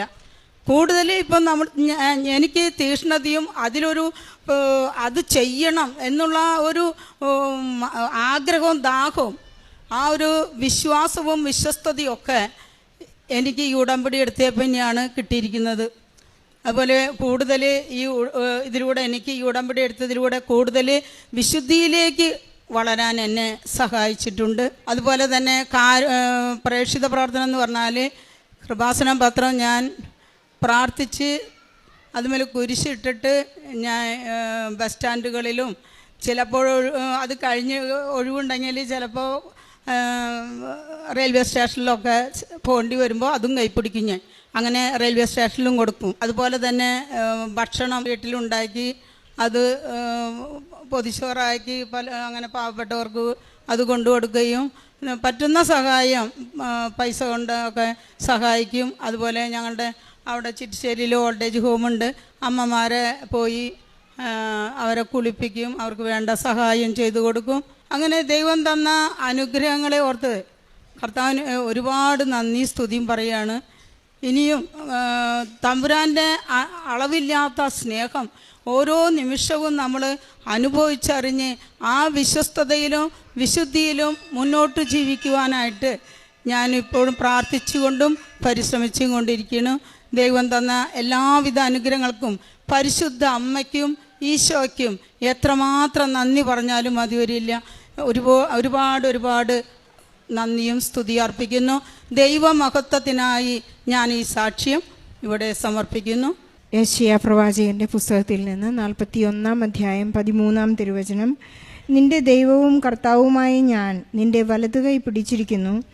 ഞാനാണ് പറയുന്നത്, ഭയപ്പെടേണ്ട, ഞാൻ നിന്നെ സഹായിക്കും. ഫിലോമിന എന്ന ഈ സഹോദരിയുടെ രണ്ടാമത്തെ പ്രത്യക്ഷീകരണ സാക്ഷ്യമാണിത്. സമയച്ചുരുക്കത്തിൻ്റെ അമ്മ സാമീപ്യം നൽകി കൃപ നൽകിയ ഒരു വലിയ സാക്ഷ്യമാണിത് നാം കേട്ടുകൊണ്ടിരുന്നത്. ഈ മകളുടെ വലിയൊരു നിയോഗമായിരുന്നു. രണ്ടാമത്തെ പുതുക്കലിൽ വെച്ച ആ ഒരു നിയോഗം വളരെ അർത്ഥവത്തായി സ്നേഹത്തോടു കൂടിയാണ് ഈശോയോടും പരിശുദ്ധ അമ്മയോടും പറഞ്ഞത്. അവർക്കൊരു വസ്തു വിൽക്കാനുണ്ടായിരുന്നു. അത് എത്ര തന്നെ പരിശ്രമിച്ചിട്ടും വിറ്റുപോകാതെ ആയപ്പോൾ ഈശോയും പരിശുദ്ധ അമ്മയും വന്ന് നിങ്ങൾ തന്നെ അതിന് വിലയിടുകയും നിങ്ങൾ തന്നെ അത് കൈകാര്യം ചെയ്യുകയും ചെയ്യണമെന്ന് ഈശോയോടും പരിശുദ്ധ അമ്മയോടും വളരെ വാശി പിടിച്ചിട്ടാണ് ആ സ്ഥലവിൽപ്പന നടന്നത് എന്നാണ് ഈ സഹോദരിയുടെ ഏറ്റുപറയുന്നത്. മാതാവിൻ്റെ പ്രത്യേക ഇടപെടൽ കൃത്യമായി നടക്കുകയും എത്ര തന്നെ അസന്നിഗ്ധാവസ്ഥയിൽ അവരായിരുന്നപ്പോഴും പരിശുദ്ധ അമ്മ വളരെ കൃത്യമായി സാമീപ്യം നൽകി അവരെ ആ വസ്തു വിൽക്കുവാനും പുതിയൊരു സ്ഥലം വാങ്ങിക്കുവാനും അവിടെ ഇവർക്ക് നല്ലൊരു വീട് വയ്ക്കുവാനും ഒക്കെയുള്ള വലിയ സാധ്യതകളും സാമീപ്യവും നൽകി പരിശുദ്ധ അമ്മ അവരെ സഹായിക്കുകയുണ്ടായി. ഇവിടെ നിന്ന് ലഭിച്ച നേർച്ച വസ്തുക്കളെല്ലാം ഉപയോഗിച്ച് ആ സ്ഥലത്തെ വിശുദ്ധീകരിക്കുകയും പ്രാർത്ഥിക്കുകയും ചെയ്ത ഒരു വലിയ വിശുദ്ധിയുടെ കൂടി ഒരു സാക്ഷ്യമാണ് നമുക്ക് മനസ്സിലാക്കാം. അതുപോലെ തന്നെ ഈ മകളുടെ ഒരു വലിയ സൗഖ്യത്തിൻ്റെ സാക്ഷ്യമാണ്. 15 വർഷമായിട്ടുണ്ടായിരുന്ന മുട്ടുവേദന. ഡോക്ടേഴ്സ് പറഞ്ഞു സർജറി ചെയ്ത് ഇത് മാറ്റിവെക്കണം. വലിയൊരു സങ്കടമായിരുന്നു. 8 വർഷമായിട്ടും തനിക്കൊന്ന് ദേവാലയത്തിലോ വീട്ടിലോ പ്രാർത്ഥനാ സമയങ്ങളിലൊന്നും മുട്ടുകുത്താൻ പറ്റാത്ത ഒരു വലിയ സങ്കടവും വേദനയും. ഈശോയും പരിശുദ്ധ അമ്മയും ചേർന്നാണ് ഈ മകളുടെ ആ മുട്ടുവേദനയുടെ വലിയ സൗഖ്യം നൽകി. ഇവിടെ നിന്ന് കൊണ്ടുപോയ നേർച്ച വസ്തുവായ തൈലം പൂശി നിരന്തരമായി പ്രാർത്ഥിച്ചതിൻ്റെ ഫലമായി രണ്ടാമത്തെ പുതുക്കലോടുകൂടി മകൾക്ക് ആ വേദന കൃത്യമായി എടുത്തു മാറ്റുകയും വളരെ സന്തോഷത്തോടുകൂടി നീണ്ട സമയം മുട്ടുകുത്തി പ്രാർത്ഥിക്കുവാനുള്ള വലിയ കൃപയും അനുഗ്രഹവും ലഭിച്ചിരിക്കുകയാണ്. അതുപോലെ തന്നെ കണ്ണിൻ്റെ ഒരു അസ്വസ്ഥതയെക്കുറിച്ച് മകൾ പറയുകയുണ്ടായി. അങ്ങനെ ശാരീരിക അസ്വാസ്ഥ്യങ്ങളെല്ലാം തന്നെ ഈശോ പറയുന്നത് പോലെ ആദ്യം നിങ്ങൾ എൻ്റെ രാജ്യവും നീതിയും അന്വേഷിക്കുവാൻ ബാക്കിയുള്ളതെല്ലാം നിങ്ങൾക്ക് കൂട്ടിച്ചേർക്കപ്പെടുമെന്ന് ഈശോ നമ്മെ ഓർമ്മിപ്പിക്കുന്നുണ്ട്. ആദ്യം തന്നെ ഈശോയെക്കുറിച്ച് അന്വേഷിക്കാനും ഈശോയെ സ്നേഹിക്കാനും തുടങ്ങിയാൽ നാം നിരന്തരം ഈശോയോട് കൂടെയാണെന്ന് ഈശോയ്ക്ക് ഉറപ്പ് വരുമ്പോഴാണ് നമ്മുടെ എല്ലാ ജീവിത പ്രശ്നങ്ങളും അവിടുത്തെ ചുമലിൽ വീണ്ടും വീണ്ടും ഏറ്റെടുത്ത് അവിടുന്ന് തന്നെ മുറിവേറ്റുകൊണ്ട് നമുക്ക് സൗഖ്യവും സമാധാനവും സന്തോഷവും എല്ലാം നൽകുന്നത്. അമ്മ കുരിശിനടിയിൽ നിന്നുകൊണ്ട് നമുക്കിപ്പോഴും നമുക്ക് വേണ്ടി മാധ്യസ്ഥം അപേക്ഷിച്ചുകൊണ്ടിരിക്കുകയാണ്. കാനായിലെ വിവാഹ വിരുന്ന് പോലെ അമ്മ ഇപ്പോഴും പ്രാർത്ഥിക്കുകയാണ്. മകനെ അവർക്ക് വീഞ്ഞില്ല, മകനെ അവർക്ക് സൗഖ്യം വേണം, മകനെ അവരുടെ ജീവിത പ്രശ്നങ്ങൾ ഏറെയാണെന്ന് പരിശുദ്ധ അമ്മ നിരന്തരം നമുക്ക് വേണ്ടി മാധ്യസ്ഥം അപേക്ഷിക്കുന്നതിൻ്റെ ഭാഗമായിട്ടാണ് ഈ ഒരു വലിയ പ്രത്യക്ഷീകരണ സാക്ഷ്യം ഈ മകളോട് ഏറ്റുപറയുന്നത്. മകൾ പറയുകയുണ്ടായി, കിണറ്റിലെ വെള്ളം ഇവിടെ നിന്ന് കൊണ്ടുപോയ നേർച്ച വസ്തുവായ ഉപ്പിട്ട് പ്രാർത്ഥിച്ചപ്പോഴാണ് അവർക്ക് വറ്റാത്ത ഒരുപാട് നല്ല ജലം നൽകി അവരെ അനുഗ്രഹിക്കുന്നു. ഏതൊരു പ്രശ്നമായാലും പരിശുദ്ധ അമ്മ ചെറുതായാലും വലുതായാലും നമ്മൾ ആഗ്രഹിക്കുന്നതിൽ കൂടുതൽ പരിശുദ്ധ അമ്മ നമുക്ക് നൽകുന്നൊരു വലിയ സാക്ഷ്യമാണ്. പരിശുദ്ധ അമ്മയും ജോസഫ് അച്ഛനും സ്വപ്നത്തിൽ വന്ന് ഇവരുടെ ജപമാല റാലിക്ക് പോകാനുള്ള ഒരു വലിയ ആഗ്രഹത്തെ സംഭവ്യമാക്കി കൊടുക്കുന്ന ഒരു വിശേഷം നാം കേൾക്കുകയുണ്ടായി. എത്ര തന്നെ സങ്കടത്തോടെ ഇരുന്നാലും ഈശോയുടെ പരിശുദ്ധ അമ്മയുടെ ജപമാല റാലിയിൽ പങ്കെടുക്കാൻ 5 ലക്ഷത്തിൽ കൂടുതൽ ആളുകൾ സഞ്ചരിച്ച് പ്രാർത്ഥിച്ച കോടിക്കണക്കിന് ജപമാലകൾ അർപ്പിച്ചതിൽ എൻ്റെ കൂടി ജപമാല കൂട്ടിച്ചേർക്കണമേ എന്നുള്ളൊരു പ്രാർത്ഥന ഈ ഫിലോമിന എന്ന മകൾ പ്രാർത്ഥിച്ചപ്പോൾ പരിശുദ്ധ അമ്മ അതിന് വലിയ +, A ഗ്രേഡ് കൊടുത്തുകൊണ്ടാണ് ഈ മകൾക്ക് നടന്നുകൊണ്ട് ഒരു ക്ഷീണവും കൂടാതെ പരിശുദ്ധ അമ്മയ്ക്ക് ഈശോയ്ക്കും വലിയ ജപമാലയുടെ മാല തന്നെ സമർപ്പിക്കാൻ സാധിച്ചത്. ഈ മകളുടെ വലിയ സാഹസികമായ ഒരു സാക്ഷ്യമാണിത്. ഏറ്റുപറയുന്നത് തന്നെ, ഞാൻ എപ്പോഴും ഇനി ഉടമ്പടിയിലായിരിക്കും. എനിക്ക് ശ്വാസമുള്ളിടത്തോളം കാലം ഞാൻ ഈശോയ്ക്ക് വേണ്ടി സാക്ഷ്യം നൽകിക്കൊണ്ടിരിക്കും. കാരണം ആകാശത്തിന് കീഴിൽ മനുഷ്യരുടെ ഇടയിൽ യേശുനാമമല്ലാതെ രക്ഷയ്ക്കായി വേറൊരു നാമവും നൽകപ്പെട്ടിട്ടില്ല. അത് ഏറ്റുപറയുന്നതിൽ എനിക്ക് വളരെയധികം ചങ്കൂറ്റമുണ്ട്. ഈശോയെ ഞാൻ എപ്പോഴും ഏറ്റുപറയും എന്നുള്ളൊരു വലിയ സാക്ഷ്യത്തിന് ഈശോയ്ക്കും പരിശുദ്ധ അമ്മയ്ക്കും നല്ലൊരു കയ്യടി നൽകി ഈ സാക്ഷ്യം നമുക്ക് സമർപ്പിക്കാം.